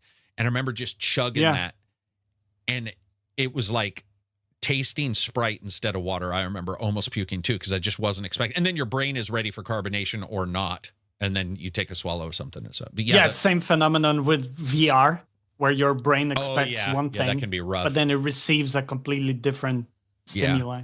Yeah, VR can be rough, dude. There's been a couple good VR games coming out here lately. It's dead still in the scheme of things in true platform numbers, but it's still cool. What do we got there? There's 2 or 3 post-apocalyptic shooters. One, and then Metro came out. The true Metro VR game came out, which is like a side story for Metro. And then there's one I believe called Something Armageddon, which is also post-apocalyptic. That seems to be the big, here's how we'll do VR is post-apocalyptic, which I'm not sure why. And then the other one is VR. Listen to this name. I'm pretty sure it is VR Space Battles. So they had the original game, which was amazing. They're doing a sequel, VR Space Battles 2, and they do big spaceships like Star Wars freighters and destroyers. It's not like X-wings, and it's really quite enjoyable game for VR. So it's going to be. I'm actually pseudo excited. That's cool. I mean, my VR is right there, and I can't touch it, but it's close enough. I still don't know if I'll turn it on for that VR game, but I may buy it to do a video, or maybe stream it. or something. I don't know. Streaming a VR game is rough. It's Nobody also wants to watch hard to those. do videos, right? Because like the footage is Yes. all Yeah, you have to crunch it. shaky and Hmm. Did you know what's yeah. crazy? Somebody wrote an NVIDIA driver that anti-shakes VR for YouTube streamers. Stabilization or whatever. Yep. And it doesn't stabilize it like the swarmy stabilization you see in like if you're looking through the camera on your cell phone, you have stabilization on. Everything has this very genie in a bottle look to it. Like it's got this weird swarminess. The at least the last time I saw it, the OBS filter did quite good in just curbing the movement and also the shake. I just watched somebody show off a VR game, and they're a professional VR player. Like that's their thing. They have a stream, and their hand, because humans shake. And dude, I'm so self-conscious. Even when I was reviewing, I was self-conscious. I was like fucking wanting to like, lock my hand down so, razor sharp focus. This person, that's all they do, and they're considered like locked in. And I watch the little laser go out, and on the screen, it's like, and I was like, oh shit. That's so crazy. I always took pride with like being dexterous with my hands because I play guitar and stuff. And then I pick up that controller, man. Bro. And it's like, yeah. And then you start questioning yourself. You're like, well, what the fuck, man? Do I have a disease? Do I need to go into the hospital? Like, yeah, like you said, you're really good at something. Yeah. I'll put a model together and I'll be like, hey, I did a pretty good job. But then like if I have too much caffeine exactly. and try to do something like that, shaking around, I'm like, yeah, I'm for sure dying. I for sure I think we're delusional about that. Oh, for we're sure. Yeah.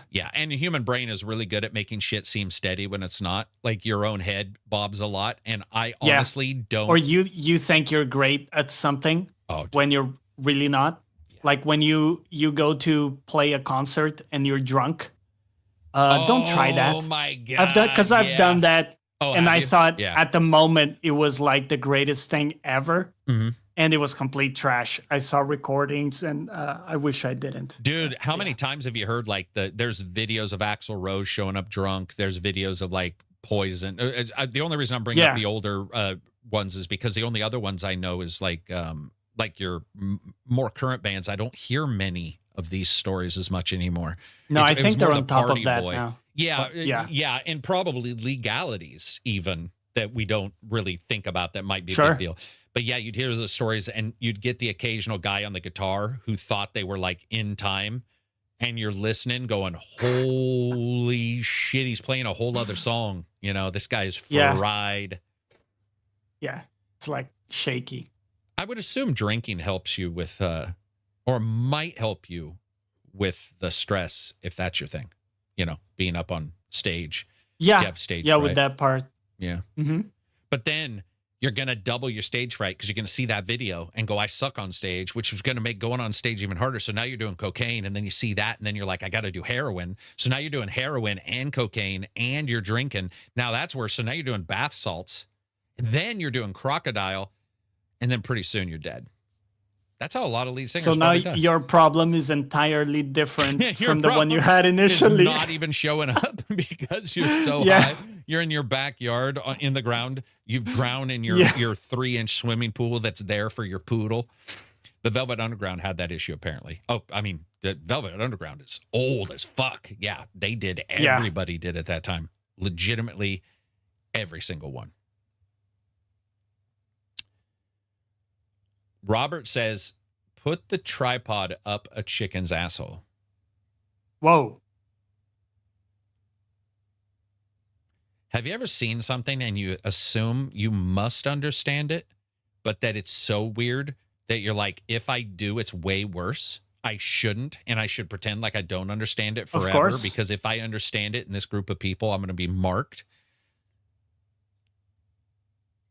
I mean, you could just put the camera on the chicken's head, but you... What are we talking about, guys? What is he talking with about? The chickens?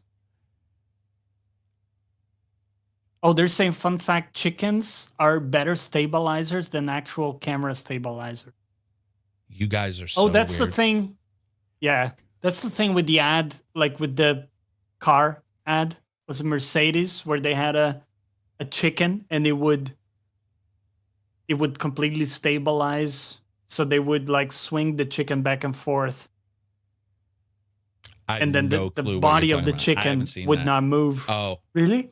yeah, I've I never think seen it was like Jaguar versus Mercedes. Those are good where, commercials like, when it's versus. Those are fun. Yeah, because Mercedes would do the one with the chicken, I think, where they shake the chicken by the leg and the body of the chicken doesn't move. Right. It's just able to stabilize itself. And then I think Jaguar had the ad where it just eats the chicken. What's this got to do with cars? I still don't even get it. What did they just decide to sacrifice a chicken for a car video? What's it got to do with? It just started with the stability metaphor. And they're trying to And say then that their car Jaguar is didn't just shake like, as much as a chicken's head. I guess Jaguar just Dude. wanted to be the alpha in the room and ate the chicken. I don't know, man. That's what I would do. I wouldn't kill the chicken Yeah. because I don't kill animals. I just eat them. I like others to kill the animals. I don't want to be there like slaughtering a chicken or breaking its neck. But I was certainly a delicious fried chicken. True. At any I would time. like for the chicken to have had a delicious, solid amazing life. Yeah. You know what I mean? I'm okay with Just eating like a the chicken cows. that's old, has a bad hip, and is Yeah. like not doing well, but his meat I'll still pay tastes pretty more good. for the happy yeah. cow. Oh, you yeah. know? Well, I mean, that sounds really questionable. Like you're trying to kill the cow that's the Okay. happiest. I don't think you meant to say Okay. it that way. Yeah. You would kill the cow that had a happy life, and they're like, I you know, I would choose to incentivize the marketplace around longevity happy of the cows. animals. Yeah. Does that yeah. make sense? Yeah. No, it does make sense. Yeah. Yep. Yeah. I mean, I'm a hunter, or not anymore, but I mean, I don't have a need now, but I mean, I used to hunt all the time, and I certainly didn't.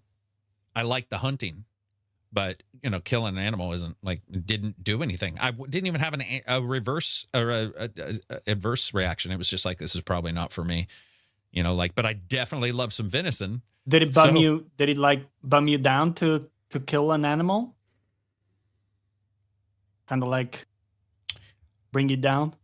I think since I was a little kid, I felt that it was genuinely unfair with guns. So I believe because I got two deer. You wanted to fist fight the... No, but I had a bow, a compound bow, and I felt that was much more fair, especially as skittish as, like, let's say deer and elk are. It's very hard to get close. That's skillful. Yeah, too. and so I didn't feel it as bad then, but with the gun, I remember I got two from very far away, and I remember thinking to myself, okay, those dudes, that would be like me munching down on an omelet in a Dairy Queen somewhere. Somebody shoots me and then celebrates that they kicked my ass, and you're like, not really. You sniped that dude from 200 yards out. You could, you know, so yeah, I think I did a little bit with the guns, but also luckily my family used everything.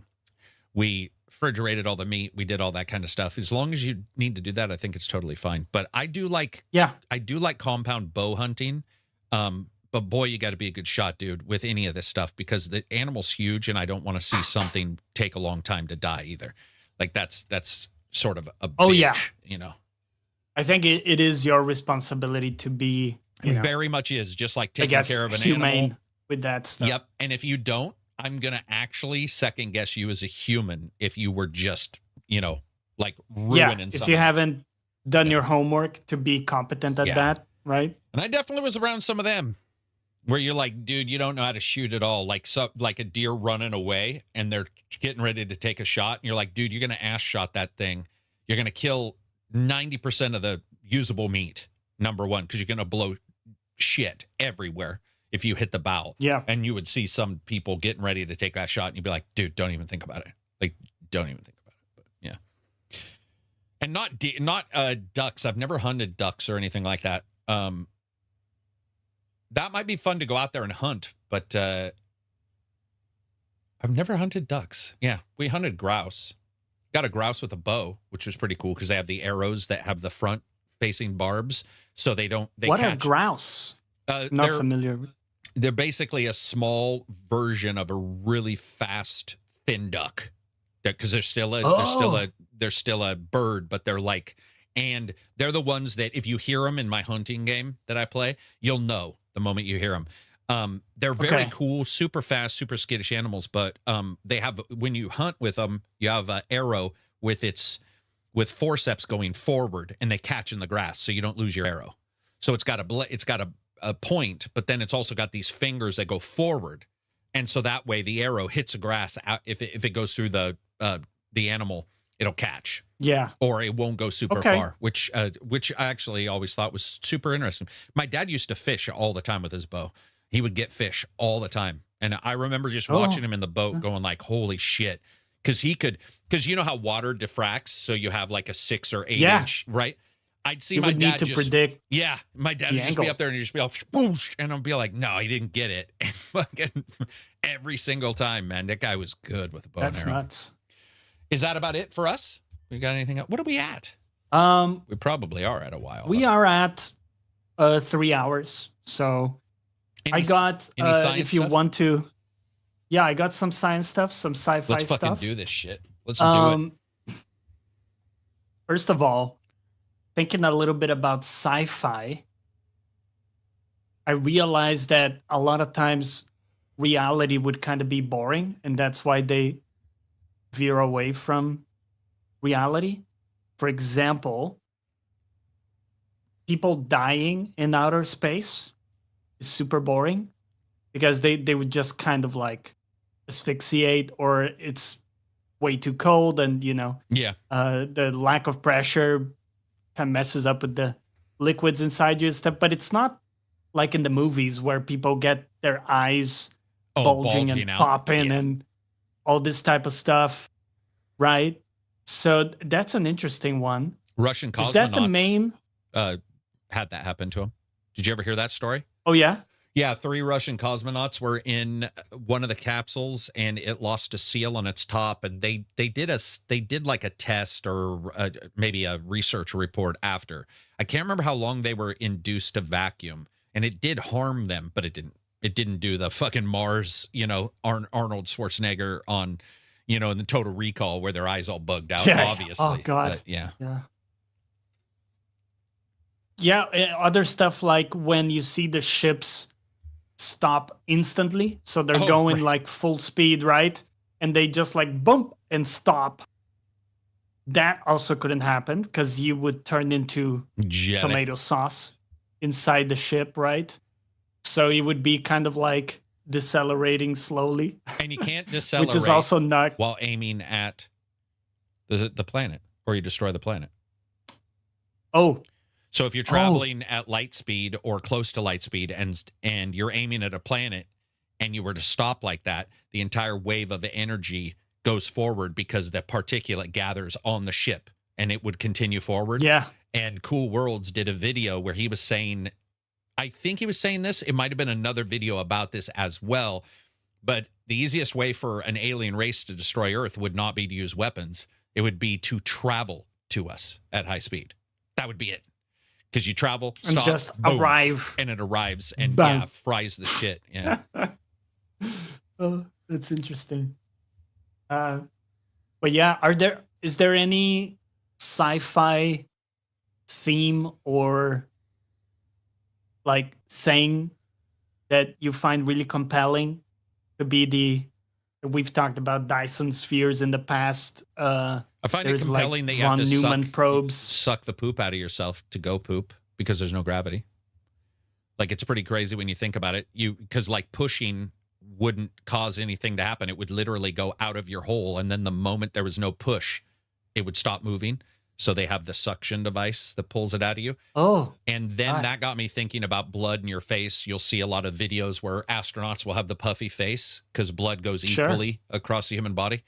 And how the heart and the eyes are the first to get fucked up in space. They get really fucked up because they are prepared. The human eye is prepared for a certain pressure. That's what glaucoma is technically, is a ton of pressure. So when you go up into space, your vision gets really fucked, which always makes me a little worried humans aren't ready for space. I still think it'd be awesome if we go. We'll have to just sort of suck it up.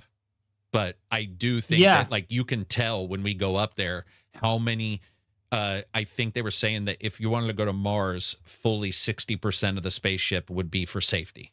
Like, or not safety, sorry, not just safety, but the preservation of human life, not just air, but all of the other things to keep a pressure. Person. Yeah, like pressure, we need to create an environment. All the stuff you have to do. Yeah. Which is crazy, but... Yeah. What do you think would be your experience if you were, let's say, in a spacesuit, so perfectly good spacesuit? Let's assume it's got plenty of oxygen to keep you going, and you were to drop into a gas giant.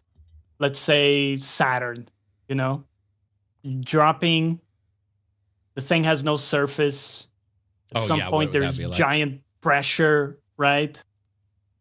And stuff like that. What would kill you first? Do you think? What's your final moments? I think they say You that see it would something be cool? heat that kills you first, if I remember right. Because the heat would get you Yeah. before the pressure, but the heat Because of the pressure gases. is so high as Yeah, well. the pressure that is the high, but temperature is I think high. they said the temperature is high, if I remember right. Yeah. Dude, do you know what it would be like too? Because they'll talk about liquid metal surfaces. So imagine a super dusty day, and like you'll see the movies where somebody's in a sandstorm. So imagine like a sandstorm that's red, like Jupiter, but you're on the surface, which would be a lumpy, inconsistent, liquidy metal. And what that would be like, let's say you could get there, is what I'm saying. You built some device that lets you go there for even a brief second. What that would be like, because you'd probably see the curvature of it, because it would be super small. And then you would go there and land, and like what that would be like a sludge. I think they were saying Jupiter, at least for the ideas, like it's a sludgy, icy mix of. And they say icy, even though weirdly enough, a lot of times they don't mean cold, which, because I think of ice as cold, but they'll be like, actually, they just use it as a verb. But the idea of like what that center would be like, and being able to see it just for a second would be super interesting. Well, it's weird too, Jupiter's because the interesting. core of the planet is like a solid, whatever, iron core, or like a metal some planets. core. Yeah, some planets. Yeah, But for not all. Saturn it is. For Saturn, we think. Yeah.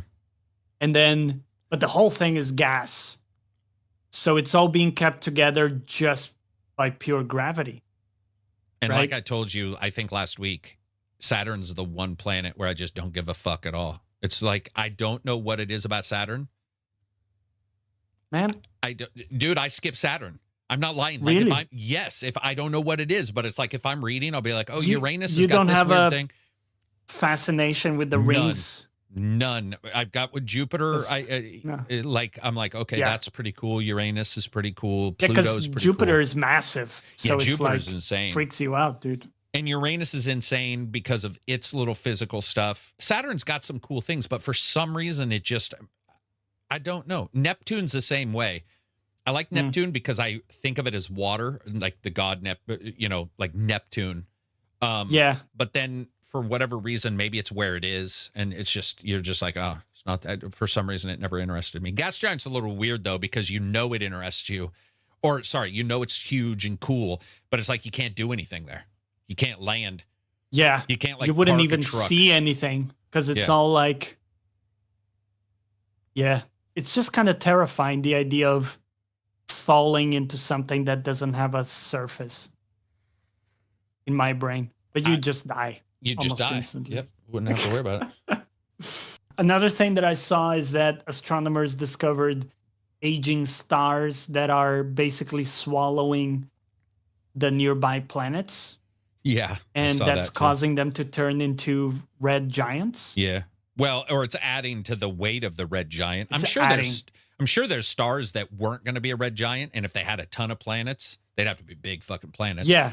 But where like it changed it to whatever the next step up is, but that is the other problem, is that the difference between a red giant, a brown dwarf, and all that stuff isn't like one for one. It's not like boom, instantly, now you're this.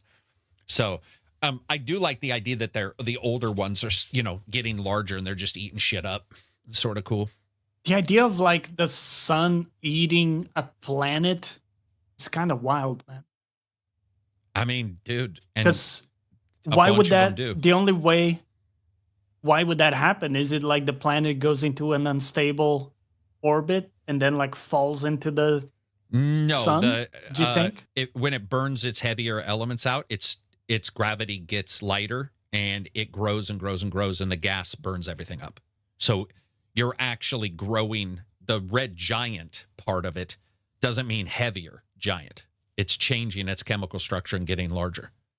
So it literally gets wide enough to destroy or eat up the orbits of the planets nearby. The planets wouldn't spin anywhere different. In fact, they would at some point start to go in. So it just goes like, so it ends up getting larger and larger and larger. But the planets themselves aren't changing. I mean, they'll change on their own, but the planets themselves are still spinning. Right. That center just gets bigger. It's the same thing I think I talked to you about, which is where people are always confused that the idea of a black hole replacing the sun.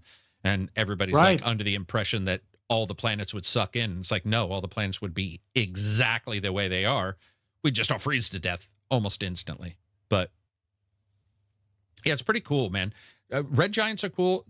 I think red giants are sort of scary too, because they were talking about the chance of a red giant, a true red giant, having life is really low because the amount of energy they give off in other rays that like humanity can't take, or at least biological organisms can't take. So like a lot of the red giants you have to look at. And I think Neil deGrasse Tyson did a podcast where he was saying that the lifespan to where something we could figure out would probably live there, maybe not intelligent life, is like much shorter.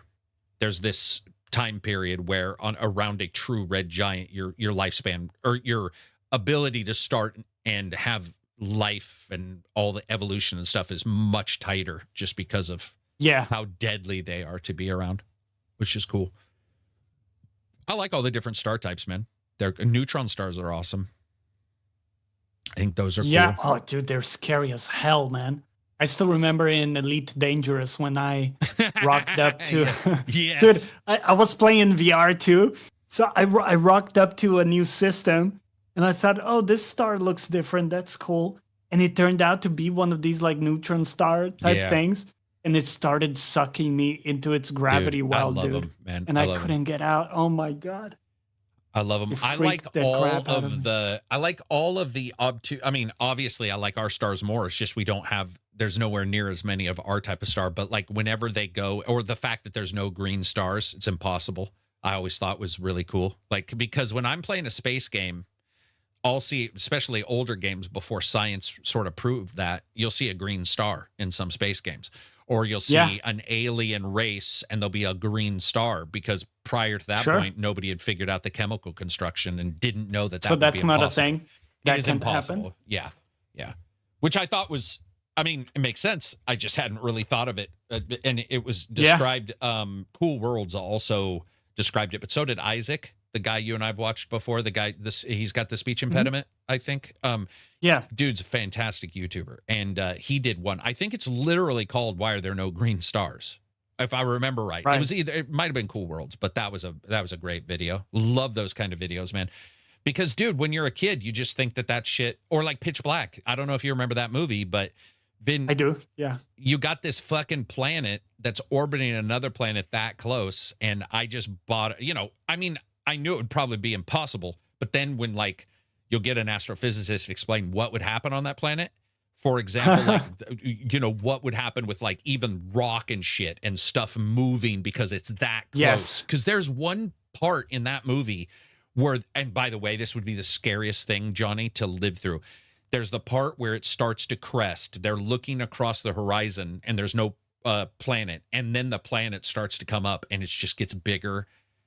And I was getting this weird, like, oh my, it was like Elder Gods or something. Like it was so massive that a Cthulhu level appearance. Oh, so insane. I love that. Yeah. I love that movie though, too. I like all the Pitch Black and Chronicles of Riddick. I like those. I think they're fucking enjoyable. Yeah, it's crazy to think about gravity being powerful because we don't experience it as being strong. Yeah, right.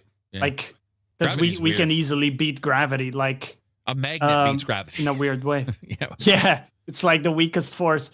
But when something's big enough, it does a shit ton of force. Yeah. And even if you have like a moon that has a weird shape, imagine like a potato-shaped moon, that thing will turn round over time just because of the sheer Have a gravity, good one, Frankie. right? Thanks for the thank everybody, Frankie, for the memberships. Yeah, dude, Thank you, Frankie. It's crazy when you look at like different planet shapes and what they're made of, and you see like a big planet, and you think, okay, that'll for sure have this, and then you find out no heavy metals on it, which, by the way, is the other thing. Couple space books I've read have dealt with people going to another planet, and that planet doesn't have the heavy metals they expect, and they're screwed when they land because they quite literally do not have any way to create some of the chemicals they need for takeoff, and which would be scary when you think about it, right? Because especially because for how long did we always consistently think for the longest period of time that when you look at it, most of what we expect is for gas giants to be on the outer solar system, and now they're like, nope, it's the other way around. So yeah, it's pretty crazy. Yep. I think when it comes down to it, though, dude, I'll probably pass away before we ever go to anything. I mean, Mars, maybe Mars. Did you see they're thinking about sending a bunch of ball-shaped robots to Mars? Smart. The idea is, they're just gonna roll like the Autobots, just roll out and analyze a bunch of the surface, and just the ball shape allows them to not get stuck. Did you see the video of the time where we sent the satellite there and then it like fucking ejected another satellite that then used a fucking parachute to land? And I'm still stunned about that. It was, I think, the last big one. But I was watching the video going, why'd we make it harder? Because I thought, why don't you just land? And they're like, no, that's actually harder because there was something to do with where it was landing and the idea of separating the people, whatever. But you see that thing dropping and then it fucking ejects. And then you see video of the other piece going off on its own. And you're like, what the fuck? Are you kidding me? Like, we didn't just go there. We're like, dude, we got this. We're sending Autobots. And you're like, all right, that's cool. I thought that was fantastic when I saw that video. That was awesome. Yeah, dude, I think smaller robots, like makes drones, sense, right? Yeah, I think the idea of sending a shit ton of small ones to take a ton of data is much smarter than one big one with one battery to fly multiple places to get the same data. Because one central point of failure. Yep. Well, dude, with the big one. Twister, the movie. I don't know if you remember that, but they put the sensors in the spinners because they disperse all the spinners, like all the. I love that made a lot of sense. Of just being like, it's brilliant. In super light, maybe they all have just a single LiPo battery, right? They don't go a ton of time. And they just they go off, they take some sensor data, and then either they charge via a mesh, which I thought was pretty cool. Basically, you have the spaceship, and you have a mesh, and if that mesh successfully deploys, any of the drones that land on it charge. And and so it can charge all of them or a couple of them, whichever one lands. And I was just like, dude, that's pretty ingenious when you think about it. Yeah, that's genius. I love the idea of sending a satellite with tons of other baby satellites or baby drones on. I just think that that's like the smartest way. Yeah, because I don't like the one thing trying to do everything. Yeah, the one thing will fail at some point. It will fail every time. I mean, by the way, it only needs one of like 16,000 parts to fail. But if you send a bunch out there and even a couple end up going out and you still have a successful trip. And then that's triangulated data is also super useful. So you have exactly multiple more points of reference and stuff. Or like if one got dubious data, another one can kind of corroborate. But that's also why I find the von Neumann probe thing really compelling. Is this idea that you have like a small robot that is able to basically 3D print a copy of itself, so it can kind of mine a bit of material from an asteroid or whatever, and then 3D print a copy of itself. And has been debunked so many times that I don't know why we're still mentioning it. Dude, it just needs to 3D print. Technically, doesn't even make sense in English. You don't just 3D print from anything. That would also need gray goo. You just 3D print from a dude. You just have to grant me that small premise, Carrick, and then I'll give you a galactic empire. You can't, because like the probe, so to make certain chemicals, you actually have to have an actual device that is of a certain size for making a structure. So there are some chemicals that you quite literally cannot make in a smaller device. So this bullshit about von Neumann probes is ludicrous, and people say it all the time. They're like, oh yeah, it'll just 3D print. And you're like, okay, so if this asteroid is 2 chemicals, how are you going to get those 2 chemicals to the 60? How are you going to make benzene from that? Like, how are you going to make So it's hydrogen it's from kind that? of it's kind of like something can't create another thing that's equally complex to Correct. You itself, cannot or do that. like, Yeah. And the thing is, right? and it pisses me off because it also speaks to like war and stuff. We are currently having issues replacing, let's say, building construction materials in Russia, Ukraine, Middle East, anywhere there's war, because we quite literally are running out of the ability for quick making and quick collecting of resources. And you're trying to tell me on Earth, which is fertile and is what we have everything on, we're having a hard time making some small devices now. And you're telling me this spaceship probe will just 3D print.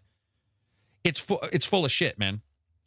I hate that. I hate the even discussion about it, because did you see the other one where they're like, well, if there's any aliens out there, it would do it right away, or they would hear us right away. We've only been transmitting for what, 100 some odd years. That means it's only 100 light years away. It's nothing. It's nothing.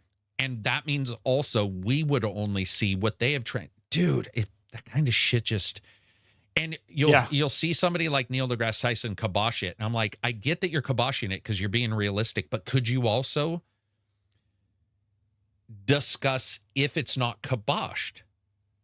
Like, if you're not smashing that idea all the time, then can we talk about the idea that possibly, like, let's say we're first?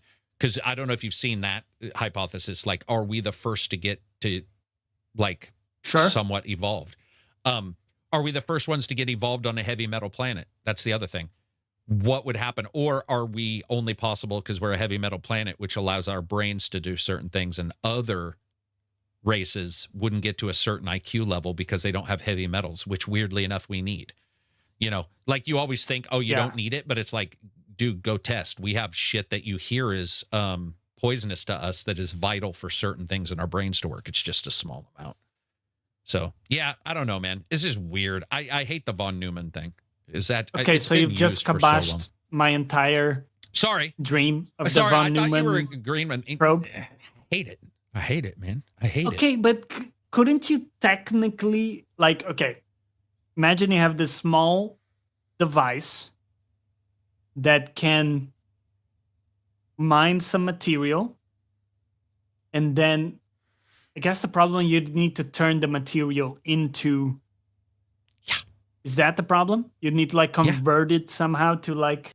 And some conversions cannot be shrunk. They don't work that way because they need other things to mix. And so so imagine you need 10 quarts of something and 5 scoops of something to make your cake.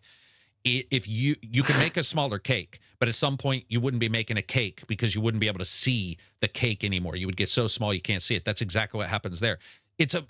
And not only that, at some point as you grow smaller and you're trying to do stuff with really hot items, your pressure goes up massively. So the pressure to create some particular chemicals, we don't even have metals that would successfully be able to do it. Otherwise, you and I, by the way, would be doing it. One of the it might have been Kyle Hill. It might have been Kyle. No, it wasn't Kyle. Somebody was doing a podcast where they were streaming and they were talking about this, and they broke down like 6 or 7 of the very basic structures that we need to take off with fuel that we use, like rocket fuel. Yeah. All of them were impossible. They were just, you can't even do them in ice cold. Like, some are frozen at the temperature of an asteroid, which is the other thing. So this 3D printer is going to land on an asteroid with an easy bake fucking oven, somehow raise the temperature of the asteroid so that certain chemicals, which have completely different hot, cold, freezing, and melting points, are going to somehow mix together and make something. Like, dude. So it's not even that you would need to 3D print something, which even if we grant that. Even if we could grant that, yeah. With great even if we could grant that, this other thing we just printed now needs to be able to fly, to like have propellant and stuff, which is crazy. It's impossible. But okay, I will say I like the idea of gray goo or some kind of chemical. The only problem is chemical. So how does this go? Unless it's biological, whatever amount of chemical you bring could only make a certain number of structural changes before it would run out. Yes. And so there was something to do with, so this is weird math. This is well beyond like anything that I can explain. But I remember that somebody was talking about if you had like this gray goo or whatever, it wouldn't be gray goo, but if you had this chemical that, let's say, helped you 3D construct something else, the amount of the chemical would have to be so massive to break down enough stuff to create things from other things into other things that were things. Yeah, the loss in those processes. The loss in the process is so crazy. massive. Yeah. I love the idea though, man. I love that. Dude, but you know what I would do? Yeah. Why von Neumann probes? Why just, did you see the one where they were talking, the Texas, the guy in Texas is talking about shooting the laser at the ass end of the reflective satellite? Sure. Yeah. So they were saying that the best plan would be to not do one, but do like 1,000 of those. Oh, yeah. And then the scientists rethought this because here's the crazy thing. Do you know why we rethought this? Because currently we have a bunch of super high, fast fucking objects entering our solar system.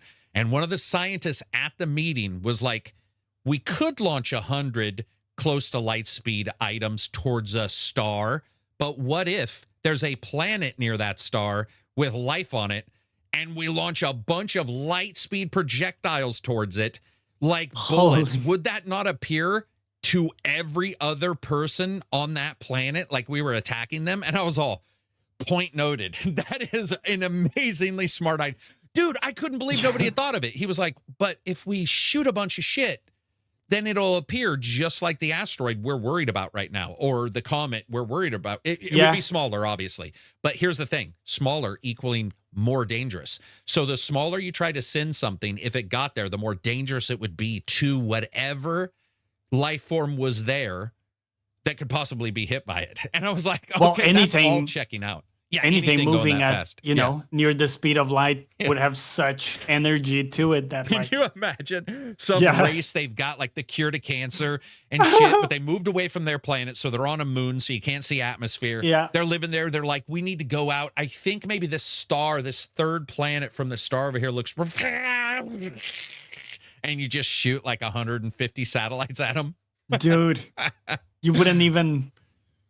Yeah, you wouldn't even see it coming. You wouldn't even see it. No, and it would be completely what's the term? Benign. There would be no plan to like do any damage. So the other idea was to send them behind the expected solar. So the solar system is moving in, and what they would do is they would shoot them to be close but behind whatever the farthest away planet was, and then it could take pictures, and maybe they would see it whatever their technology was.